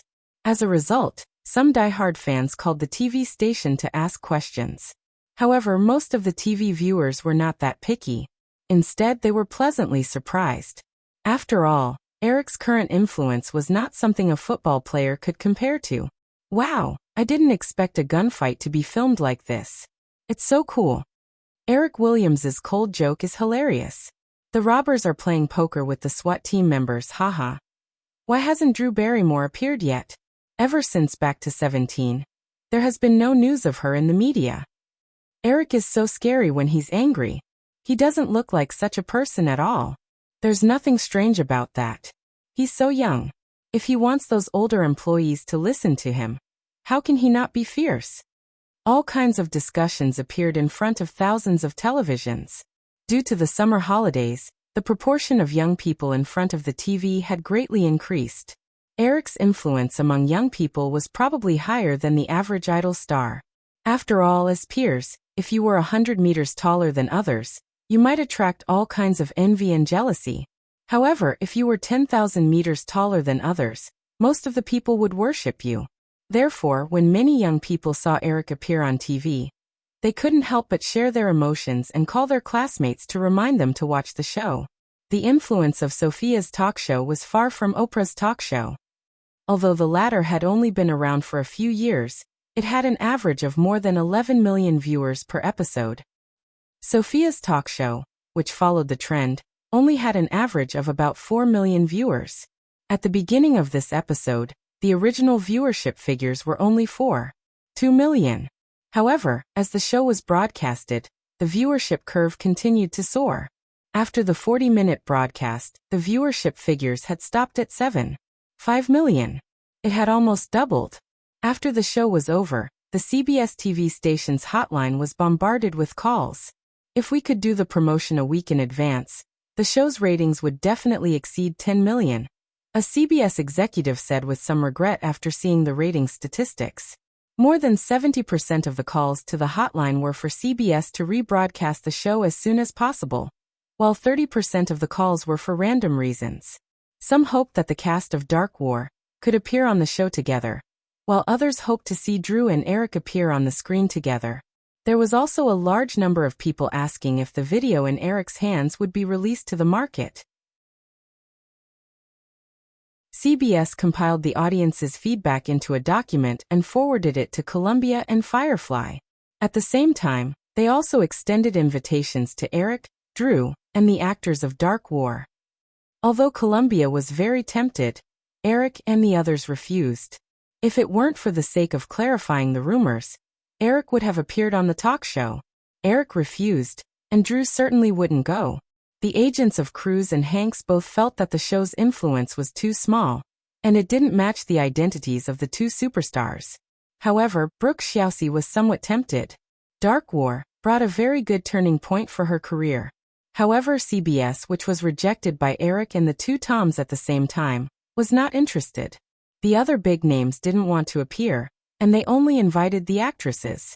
After all, Brooke Shields only appeared in Dark War for a few minutes. Although the influence of Sophia's talk show was far less than the Oprah show, CBS was still a national TV station. They weren't so desperate that they couldn't be choosy. Although the invitation was rejected, after CBS communicated with various parties, they quickly came up with a way to maximize their profits. When Eric participated in the recording of the show, he had accumulated more than 2 hours of material, while the talk show was only 40 minutes. Therefore, CBS re-edited the 2 hours of material into 2 episodes, which were broadcast over the next 2 days. Because they deliberately did a short promotion during the primetime slot at night, the re-edited first episode reached 9 million viewers the next day. When the second episode was broadcast on Friday, the viewership directly rushed to 10 million viewers. At its peak, it even reached 12 million viewers. When a daytime show's viewership reached 10 million, it could be treated as an ace show. The Oprah show had achieved glory for more than 2 decades because of this average score. In order to preserve their results, CBS directly gave up on several episodes that had already been produced. They spent a lot of money to invite other more important guests in an attempt to create a talk show comparable to The Oprah Show. But in the end, they could only be disappointed. Just as Eric had predicted, the show's biggest problem was the host, Sophia Temple. It was not that she was not good enough, but that Sophia Temple's personality was not suitable to host a talk show. Therefore, after the second week, the talk show's viewership experienced a miraculous peak. Although they changed to more important guests, the viewership slowly declined. In the end, CBS could only give up. The episodes that Eric had participated in became the talk show's insurmountable peak. Until the show was axed by CBS and Sophia Temple moved to behind the scenes, the viewership ratings never reached that high again. Of course, this was all in the future. After the CBS talk show aired, the doubts about the gunman in Dark War quickly disappeared. After all, after the talk show aired, especially in the later episodes, the show aired more than 20 minutes of behind-the-scenes footage. From Eric's setting up of the set, to explaining the scenes to the actors, to the detailed filming process, everything was shown to the audience. And from time to time, the blockades of the streets told everyone that the videotape could not be faked. Therefore, if anyone raised such doubts again, it was purely a test of the audience's intelligence. After Sophia's talk show aired, George Rosen did not appear again. This was because Columbia Pictures directly pressured Premiere Magazine, forcing them to fire him. After all, because of George Rosen's article, Columbia had almost suffered immeasurable losses.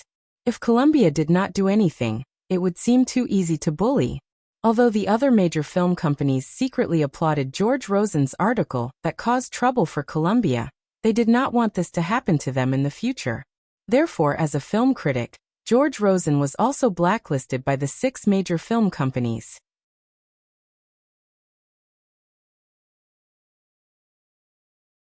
Chapter 158. In this era, the income of film critics mainly came from 2 sources: public relations fees from film companies and royalties from newspaper and magazine publications.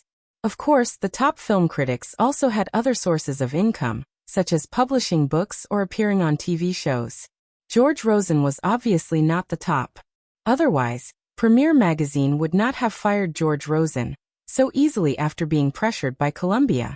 Because of the blacklist, when a new film was about to be released, George Rosen not only did not receive a cent of public relations fees, but also could not receive an invitation to a test screening or a premiere. Not being able to attend a test screening or a premiere meant that it was impossible to get first-hand viewing information that was ahead of ordinary audiences. Newspapers and magazines were not very enthusiastic about the reviews of movies that had already been released, so even the income from movie reviews was greatly reduced. The loss of income from these 2 aspects was more than 80% of the original income. Therefore, being blacklisted by the 6 major film companies meant that George Rosen could no longer stay in the film critic circle, and the fame that he had spent years building in the circle would disappear. In fact, as a veteran in the circle for many years, George Rosen was also clear about the rules of the game in the circle. There were many lines that could not be touched, so he had never done anything out of line before. After years of hard work, he also had a considerable reputation in the industry, and his annual income even reached an enviable 6-figure sum. Perhaps it was precisely because of his success over the years that George Rosen became a little self-righteous and forgot his duty. That was why he published several articles attacking Dark War in a row. Originally, he felt that he had been teased by Nicole and wanted to vent his anger and take a little revenge on her. However, he did not expect that he had underestimated the influence of that professional article. By the time he realized it, it was already too late, and he had directly ruined his career. After the first week, perhaps because of the controversy, or perhaps because of the publicity effect of Eric's appearance on Sophia's talk show, Dark War earned more than 16 million yuan in the box office within 4 working days of the first week. The total box office for the first week reached more than 43 million yuan, which was at least 3 million more than Colombia's estimate of the box office for the first weekend. This data made Colombia very confident. At the same time, with the clarification of the gunman's doubts, the topical marketing plan that had been discussed in advance began. The incident began with several entertainment newspapers fiercely attacking the product placement in Dark War. More than 30 product placements. Are we really watching a movie? We're not watching a secret battle, but an advertising battle in the Twin Soups advertisement blockbuster. Eric Williams's product placement is a road of no return. A series of eye-catching headlines directly pushed the topic of Dark Battle to the forefront. The media was in an uproar again after the controversy. Colombia also began to manipulate the direction of public opinion before other competitors could react, turning most of the media's comments into a ridiculing tone. Soon, the Los Angeles Times published an audience survey report. The survey was done by Colombia in advance, and the target audience was those who had just come out of the Dark War theater. The content was about the audience's views on the advertisements in Dark War. In the random sample of 1,000 people, 76% of the audience did not feel the existence of advertisements in the movie. 15% felt the existence of advertisements, but did not care much. 7% of the audience said that they were somewhat concerned about the advertisements, and only 2% chose to hate the advertisements. In order to ensure its credibility, the Los Angeles Times published a stack of photos of the random sample report on the front page. This report almost set the tone for the Dark War product placement incident. Whenever this incident was mentioned, many people would feel that most people did not even feel the existence of advertisements. In fact, this was not a big deal. Coupled with the publication of other articles by Colombia, the public's direction of thinking began to change. Then, Colombia began to clarify that there were indeed some product placements in the movie, but it was not as exaggerated as the irresponsible media said. Colombia also brought up the controversy that had just happened, saying that it was a malicious accusation against Dark War by competitors. As the public opinion continued to guide the public, more and more people began to be curious about the advertisements in Dark War. This was because, as the survey showed, a large number of people did not even realize the existence of advertisements in Dark War when they watched it for the first time. When Colombia's competitors reacted and began to manipulate their own media to reverse the direction of public opinion and lead the public to hate the product placements in Dark War, Colombia threw out another bombshell.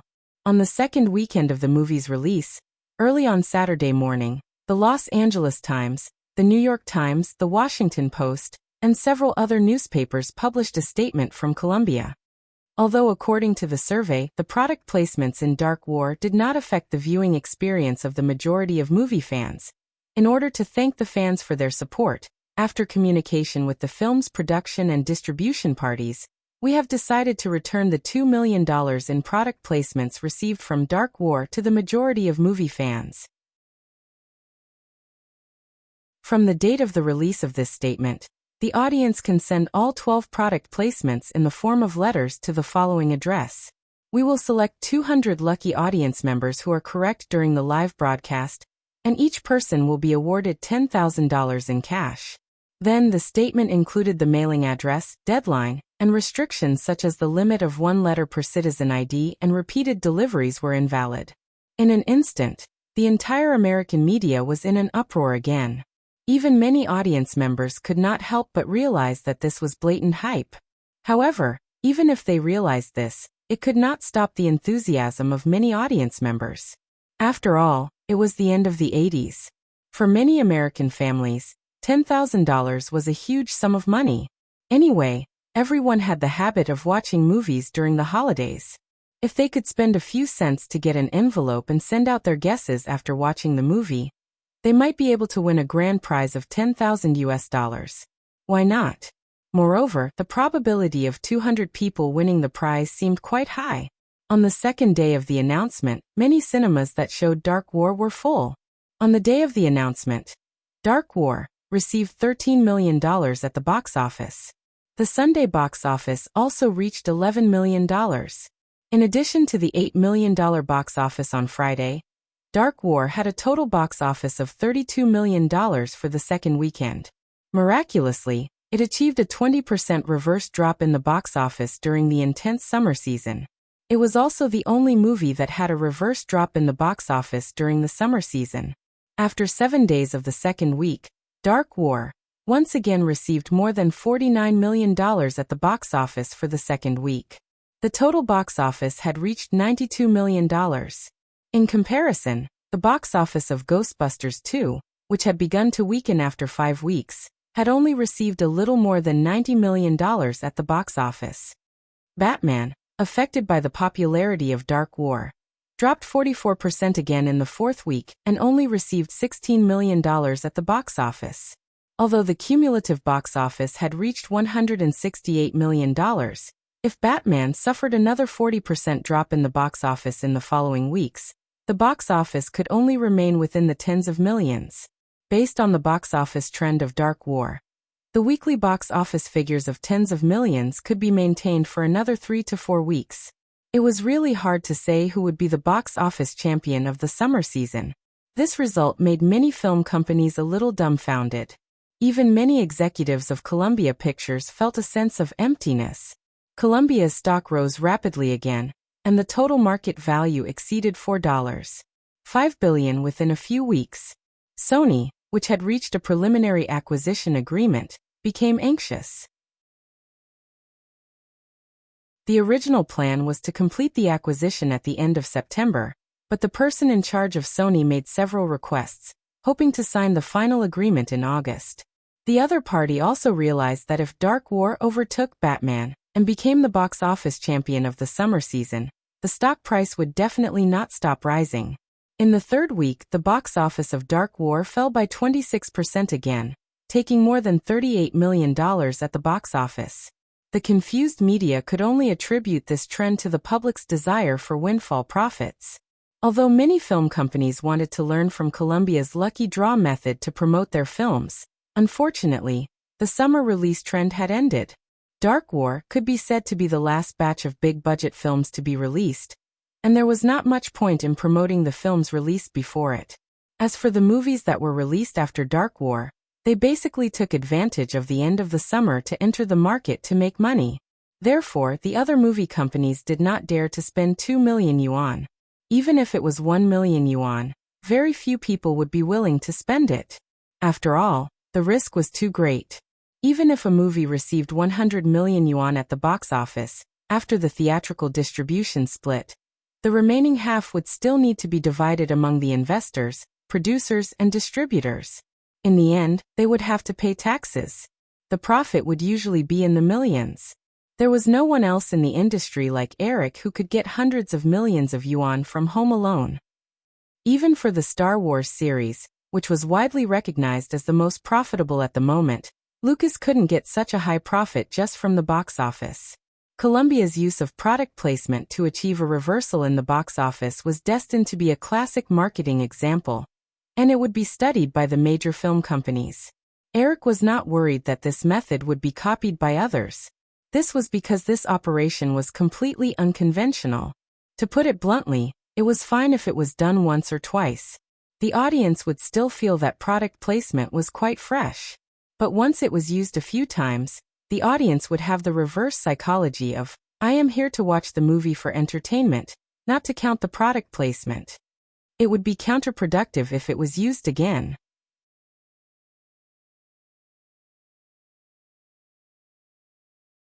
Chapter 159. Eric, do you think I'm right? In the study room, Drew was curled up in a large office chair, writing and drawing. He held a notebook full of advertising names and approached Eric. Eric looked away from the monitor and shook his head. No, why are you writing this? Do you want to participate in the lucky draw too? Can't I? That's $10,000. Drew put away the notebook and thought for a while with a pen under his chin. He lowered his head and changed it. What about this time? Oh, that's not right. Eric looked at it again and dug through the pile of documents on the desk in front of him.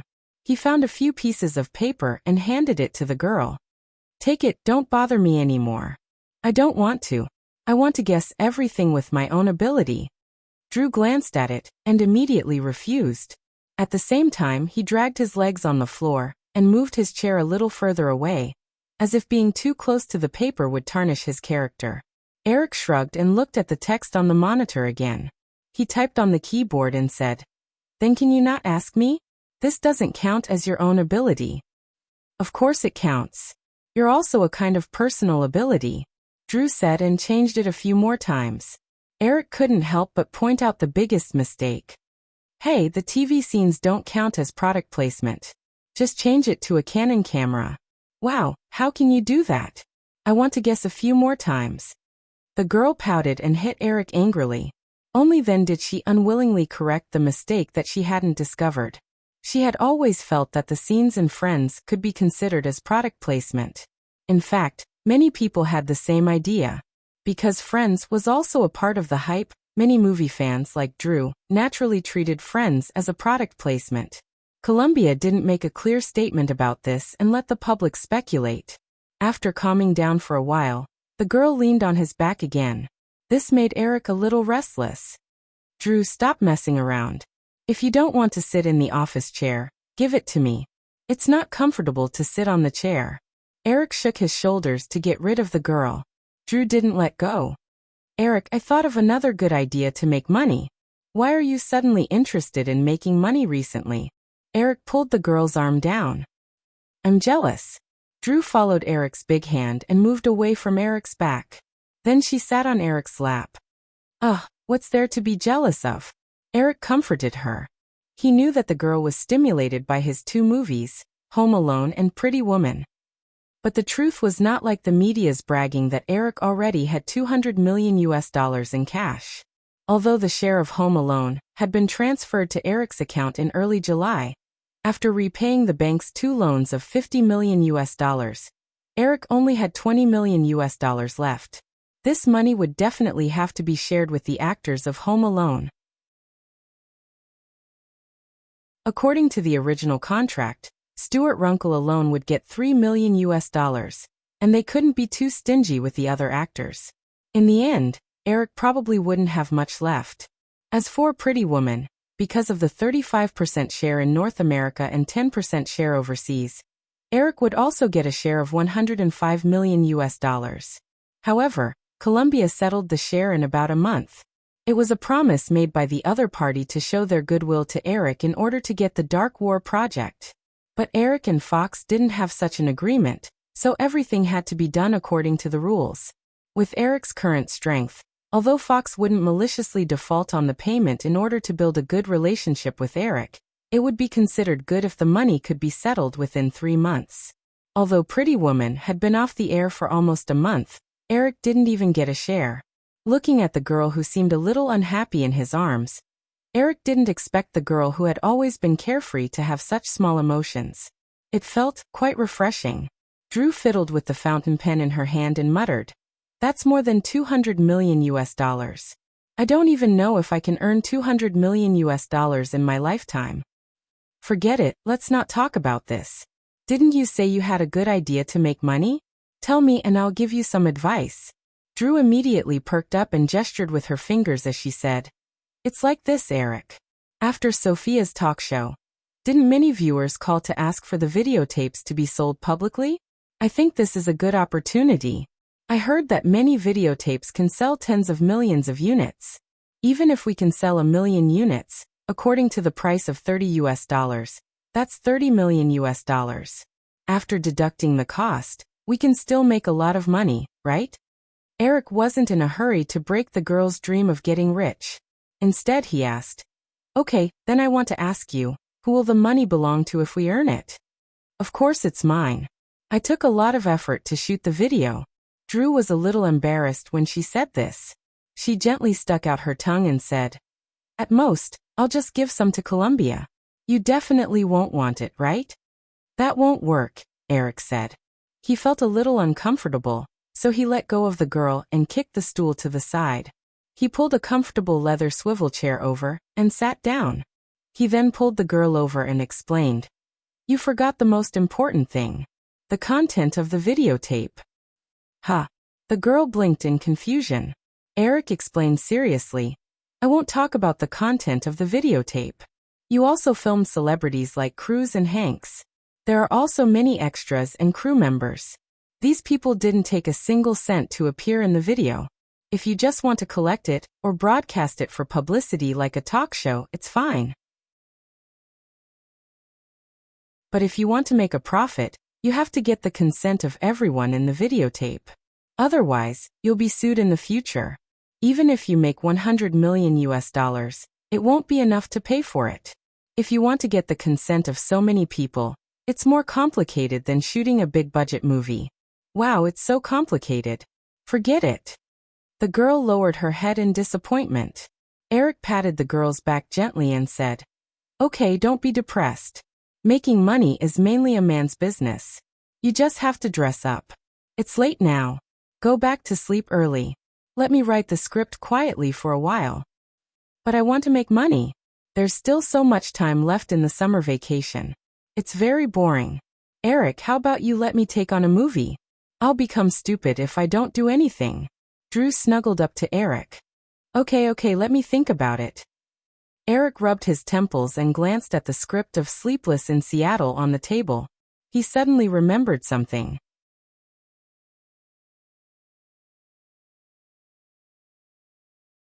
Chapter 160. It should be a conversation with a friend in his previous life. At that time, a movie called Beijing Meets Seattle was released. The two of them casually talked about the movie.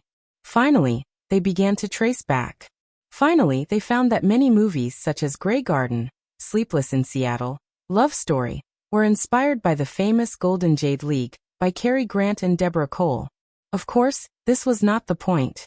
What Eric thought of was that the friend also accidentally mentioned that it seemed that because of the popularity of Sleepless in Seattle, the videotape of Golden Jade League became popular. 2 million boxes were sold in a short time. This was an unexpected windfall for the film company that owned the copyright. Golden Jade League was an old movie 40 years ago. Although the two leading actors were Hollywood superstars at the time, it had been so long. Moreover, this movie was not like 007 and other movies that could be shot infinitely, so it had little commercial value. Perhaps 1 or 2 million yuan could buy all the copyrights of this movie. Moreover, Eric considered that he would film Sleepless in Seattle in the future, so he must obtain some authorization from the copyright holder of Golden Jade League. After the other party learned about this, it was difficult to guarantee that they would not raise the price. It was better to buy all the copyrights now. Seeing Eric's slightly excited expression when he thought of something, the girl couldn't bear it and hurriedly asked, "Eric, is there any good movie suitable for me? Tell me quickly." "There is no movie, but if you want to make a sum of money, there is a good opportunity." Eric picked up a pen and wrote down the name of the movie Golden Jade League on the paper. "Do you know this movie?" Drew looked at it with his eyes wide open and shook his head honestly. "I don't know." Eric could only explain patiently. "Then you remember that I told you about my next movie, right?"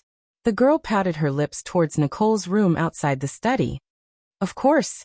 In the setting of that movie, the heroine and likes to watch Golden Jade League very much. I think that if Sleepless in Seattle is released, the videotape sales of Golden Jade League will definitely increase greatly. So, if you want to make money, you can use your vacation time to find a way to buy all the copyrights of this movie. This is an old movie from 40 years ago. As long as the price is right, the movie company will definitely be willing to sell it." Drew had a kind of blind trust in Eric. If Eric said this to others, the other party would definitely be suspicious. However, Drew did not have this kind of doubt. Instead, he asked, "But if I buy it, where can I release the video?" Firefly will start to establish its own distribution channels in the near future, including videotape channels, Eric said. At the same time, he thought of Home Alone and the 3 movie contracts signed with Fox. He had a trace of helplessness and regret. At that time, he was alone and inexperienced, so he did not consider many things too thoroughly. Therefore, when he signed the agreement, he handed over the film and television rights to Fox. Firefly could only wait for a share of the profits. Although it seemed good, after all, many independent film companies did not even have the right to get a share of the profits. Usually, they were bought out at a fixed price, and he could still enjoy a share of the profits. But compared to releasing it himself, giving the distribution rights to Fox was still tantamount to losing a lot of income. After all, after going through the release process, the fame and reputation of the movie had been established. If he could have his own videotape distribution channel, then even if it was not as comprehensive as a big company, the profits he could get were still much more than the share if a big piece of the cake was cut off by the giants. Moreover, through his understanding during this period of time, he found that small companies with distribution ability, even if they handed over the distribution rights of their own movies to the movie giants, usually would not transfer the peripheral rights such as videotapes. As the proportion of the peripheral income of movies to the total income of movies increased, the income from these peripheral rights was likely to be an important source of funds to support a second and third-tier film company. For those second and third-tier film companies, if they had good film and television resources in their library, the peripheral income they received every year could support the daily operations of the film company. They did not have to repeatedly draw funds from box office earnings or investors. As long as there was no huge investment loss, these film companies could continue to survive. Therefore, Eric was also eager to establish his own distribution channel as soon as possible. The next 3 movies, Island Horror, Smell a Woman, Steel Magnolias, and the peripheral rights of Friends, would definitely not be given away. But Eric, I don't have money. Drew blinked her eyes and looked at Eric like a fairy. Eric could not help but pinch the girl's face. Don't you have a card? Just use it. If you make money, it's on you. Eric paused and remembered that Westerners did not have a dowry. He could only change his words. If you make money, it's on you. If you lose money, it's on me. Then I'll do it. Drew rubbed her face against Eric's face. Her small mouth was about to bite Eric's lips, but she was still blocked by a big hand. So she stuck out her tongue and licked Eric's palm. You must be a cat in your previous life. You like to lick people's palms so much. Eric got the girl off his lap. Okay, now that we have something to do and money to make, we can go to sleep. Eric, you haven't hugged me to sleep in a long time, the girl said with a bitter face. I'm a law-abiding citizen. Eric reached out and pushed the girl in the direction of the door. And there are outsiders here. When Drew heard the word outsiders, she seemed to be very happy. She pounced on Eric and kissed him on the cheek before leaving. Eric looked at the closed study door and shook his head with a smile. He turned his attention to the monitor and began to finish the script of Friends. Barry Diller personally called Eric to pay attention to the filming progress of Friends. Although American TV series were broadcast while filming, and Friends was no exception, it was almost August now, and the TV series would start airing in September. Eric only had a month left. Eric, this is today's newspaper. Early the next morning, Eric returned to the living room after his routine exercise. Nicole thoughtfully placed the newspaper on the coffee table in front of Eric. Thank you, Nicole. Eric admired the girl's new pink uniform with great interest before picking up the newspaper to read. Nicole went back to the kitchen again. A moment later, Eric saw the name of a movie in the newspaper. This movie happened to be released by Columbia. He didn't expect it to do well. Moreover, the name was When Harry Met Sally. The lead actors were Billy Crystal, who had hosted multiple Oscars, and Meg Ryan, the original female lead of Sleepless in Seattle. Eric still likes this actress with a sweet smile. However, it seems that the other party's path to stardom is very bumpy. To sum it up, perhaps it can be said that this sweetheart's choice of films is very poor. It seems that her 2 more successful films are with Tom Hanks. One is Sleepless in Seattle. The other is Electronic Love Letter, a few years later. Other than that, there are no outstanding works. The reason why she said she had bad taste was because this sweetheart had brushed past a series of blockbuster movies, which seemed very magical. Since the 1990s, she had turned down Pretty Woman, Ghost, and even Basic Instinct, which made the unknown Sharon Stone soar into the sky. The reason was, of course, that she refused to take off her clothes. But after this sweetheart came to the new era, she took off her clothes without any scruples in order to change her style. She even wanted to imitate the success of Basic Instinct, and participated in a movie of the same genre, Naked Cut. Unfortunately, this movie was not as lucky as Basic Instinct, and went directly to Java. Looking at the box office data of When Harry Met Sally in the newspaper, it was estimated that this sweetheart would be a little popular. Because of Eric, Hollywood's history had deviated greatly. He didn't know if this sweetheart would be as unlucky as before in this time and space. Nicole, can you come over? Eric looked at When Harry Met Sally in the newspaper, but he remembered her image in Sleepless in Seattle, so he called the girl who was busy in the kitchen. What's the matter? Nicole quickly came out with a small spatula in her hand. Forget it, you do what you need to do first. We'll talk after breakfast. Oh. The girl inexplicably turned around and walked back. At the dining table, Drew finished her breakfast and took out a tissue to wipe her mouth.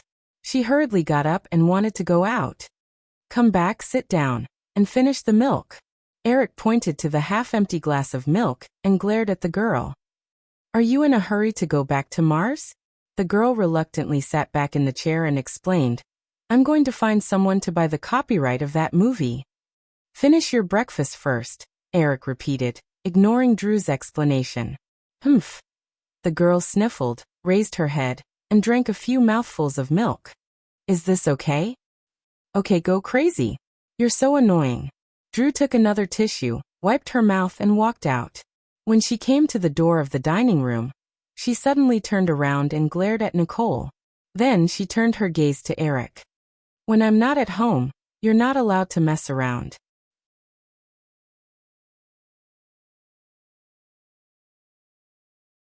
Chapter 161. Eric, did you want to tell me something? Nicole returned to the living room after washing the tableware, and found that Eric didn't go to the company as usual. Instead, he was still sitting in the living room reading the newspaper. The girl was smart enough to realize that he was waiting for her. Eric gestured for the girl to sit opposite him and said, Sleepless in Seattle is expected to start shooting in early September, and I happen to have some free time recently, so I think we should talk about the movie. The girl just nodded and looked at Eric, waiting for him to continue. It's been 2 months. I think you've already memorized the script of Sleepless in Seattle. Tell me about your understanding of the female lead first. Eric put the newspaper back on the coffee table, crossed his legs and looked at Nicole. He asked a question that was usually asked during an actor's interview. Nicole had indeed memorized her lines in Sleepless in Seattle in the past 2 months. Hearing Eric's question, the girl only thought for a moment before replying. I think that Anne's biggest characteristic is that she is a very emotional woman. This is the main reason why this story can happen. She only heard about the male lead's deeds on the radio and flew to Seattle alone. Just to see Sam. And just for a beautiful fantasy caused by a movie. She resolutely broke up with her engaged boyfriend and ran to the top floor of the Empire State Building. It sounds like you don't like the female lead very much? Eric asked with a smile. The girl pursed her thin lips. As a very smart and rational woman, if Nicole really met a woman like Anne Reid in reality, she would only snort. But the girl was also very smart. She didn't directly answer Eric's question, but said more tactfully, This doesn't prevent me from playing this role well. Eric shrugged and pushed the newspaper about, When Harry Met Sally, that he had seen before over. Look at this first. I saw a female star more suitable for the female lead of Sleepless in Seattle than you. Her name is Meg Ryan. The girl's delicate hand, which was originally placed on the small apron, trembled slightly. She raised her eyes and carefully observed Eric's expression, but did not find any useful information. He could only nervously take the newspaper and quickly read the promotional article about When Harry Met Sally. Eric explained, the movie's results are good, so the box office appeal of Meg Ryan, who was originally not very famous, will definitely increase greatly. If we can invite her to play the female lead, Sleepless in Seattle will be able to take over When Harry Met Sally in the new year, which will also be of great benefit to the box office. I've already signed the contract. The girl was not confident and weakly defended herself. Of course, I didn't say that I'm going to replace you. I'm just telling you a possibility. Eric said, if your performance does not satisfy me, our contract clearly states that I have the right to replace the female lead midway. However, I believe that you have the potential, which is why I'm giving you a chance. In his memory, Nicole had indeed played such a sweet and innocent character before. It was in the 2005 movie Home with a Fairy Wife. In his previous life, the girl's portrayal of the sweet witch Isabel in the movie was very successful, completely subverting her previous sexy and glamorous image on screen. However, the movie's plot was too flawed, and there were no highlights. In the end, it led to the movie's failure. Moreover, the male lead, Will Fafner's acting skills were also greatly suppressed by Nicole. He probably did not steal the limelight of the cool Tom Cruise's manager, who occasionally appeared beside him. Many people thought that the role was deliberately used by the producers to stir up discussion. After all, Tom Cruise did indeed play the role of a manager in Mr. Sweetheart, although it was a sports manager. Thank you. The girl heard Eric's last words and sighed slightly in relief. All right, let's talk about something else. You've already been at my house for more than 2 months. It's time for you to leave. Isn't there still a month before filming starts? The girl raised her head. Although there was no reluctance in her expression, there was still some uneasiness. This was because she knew that the only reason she could get this role was because she had to work as Eric's maid for a period of time. Now that there was only a month left, he was asking her to leave. The girl couldn't help but feel as if she had bought something from a convenience store without paying enough money. If she didn't pay enough money, the boss had the right to ask for the goods back. Eric didn't quite understand why the girl felt uneasy, but he still patiently explained, starting next month, Sleepless in Seattle will officially begin preparations. Some information will also be slowly revealed to the public, such as the male and female leads. When the time comes, the media will definitely be very curious about who you are. In order to promote, you will definitely have to show your face from time to time. It won't be appropriate for you to continue living at my place. The girl nodded. I understand. Then, I'll move out today? Don't be too anxious. I'll get someone to find you a house first. There's one more thing that's very important. After you move out, take some time to watch When Harry Met Sally a few more times. I hope you can figure out Meg Ryan's acting style. My ideal and is similar to her image in this movie. Do you want me to imitate her? The girl leaned forward slightly and asked carefully. Eric gestured with his hands and said, No, it's not an imitation and you won't be able to imitate it. The difference between the two of you is like heaven and earth. Meg Ryan is the standard kind of actress who is sweet, and her acting career will be restricted for a very long time. If you imitate too much, you'll definitely be labeled as a sweet actress in the future, which won't be good for your future development. What I want you to figure out is the kind that Meg Ryan's every move is, the kind that, well, to put it bluntly, it's some silly little actions and small details. If she could successfully enter Hollywood, Nicole didn't mind being labeled. In Hollywood, a sweet actress was much better than a vase. However, she could also hear that Eric was thinking about her future, so she nodded obediently. After chatting for a while, Eric stood up and put on his jacket. Then, find some time to pack your luggage and move out immediately after you find a house. I'm going to the company. Nicole also stood up quickly and smiled at Eric, wanting to send the man out. Eric saw the girl's rare smile and couldn't help but stop. Nicole, smile again for me to see. The girl was a little confused, but she obediently smiled. It was a little more exaggerated than before, revealing 2 little rabbit teeth. Eric shook his head in disappointment. Forget it, don't smile like that. It feels like you're planning to do something bad. It's not bad to smile like just now. Practice more. I will. The girl walked Eric out the door before returning to the villa. She habitually did a routine cleaning. 2 hours later, the girl, who had finished everything, sat on the sofa in the living room, looking around blankly. Eric, this is the information you asked for about the two film companies New Line and Miramax. In Firefly's office, Eric's assistant, Alan, placed 2 folders in front of Eric. Put them here first. Contact the Robert Shea brothers from New Line and Wayne Stan from Miramax. When are they free? I want to have a meal with them. As for the purpose, there's no need to hide it. Just reveal it to them. Eric lowered his head and wrote something as he instructed. Alan wrote down Eric's instructions in the memo and looked up. Eric, is there anything else? Well, wait a minute. Eric continued to write with his head down. After a while, he handed the note to Alan. There are 2 more things. The first is to rent an apartment in Beverly Hills. It's not too expensive, the kind that doesn't cost more than $5,000 a month.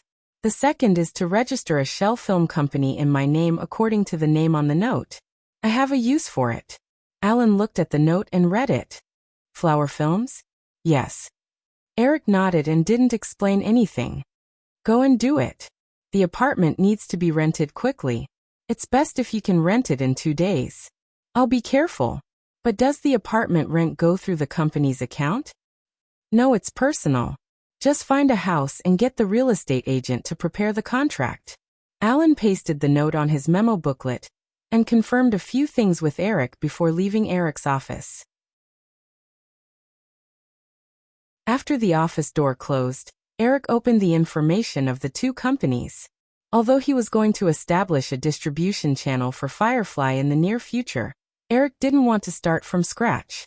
The most important thing was that he was very tight on time. Therefore, acquiring a film company with a distribution channel was the most convenient and fast way.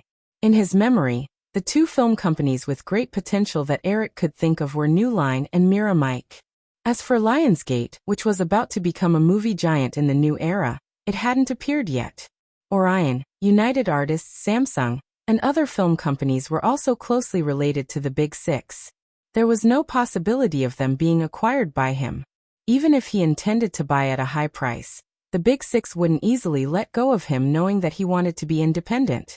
Although there were many second- and third-tier film companies in this era that were as famous as New Line and Miramax, Eric hadn't heard of them in his previous life. He estimated that those companies had either completely lost their independence after being acquired, or went bankrupt due to poor management or failed investments.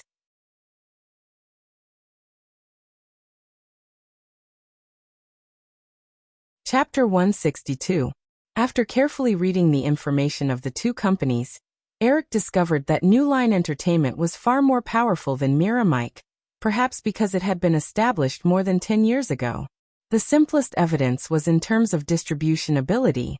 As a second-tier film company, New Line Entertainment could already distribute nearly 1,500 screens for a movie.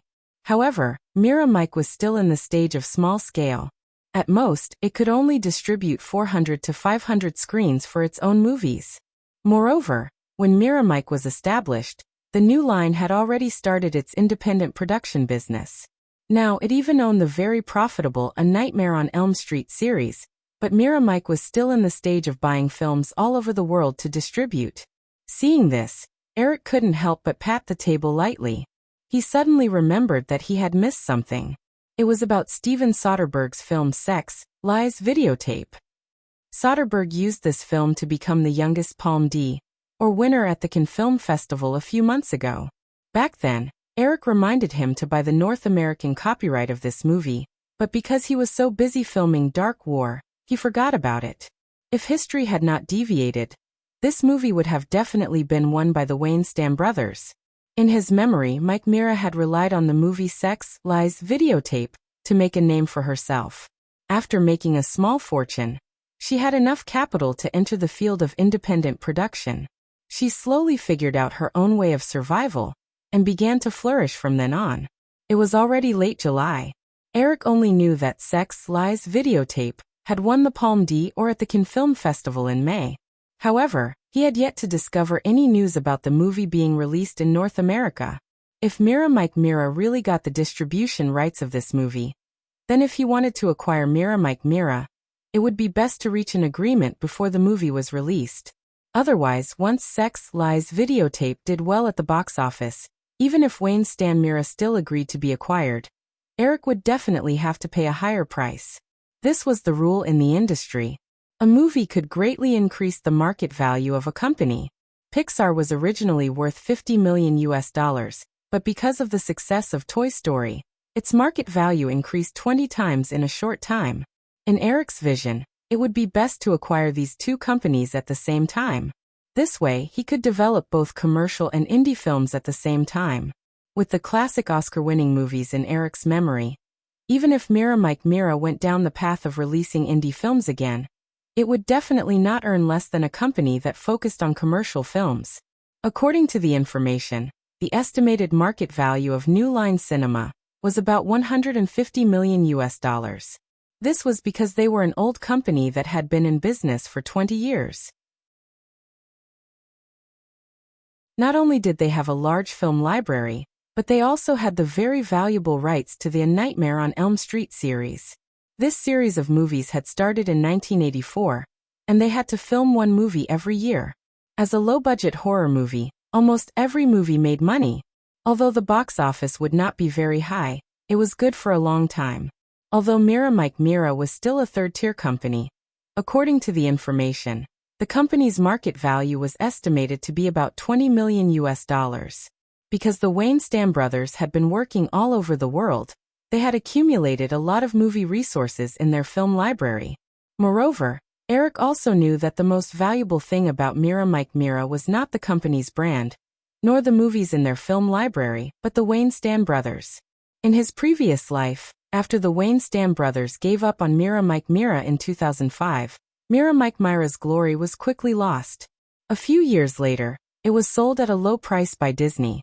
But now, although Wind and Moon had more than $100 million in income, and Eric could get another loan, it was not a simple matter of money to acquire both companies at the same time.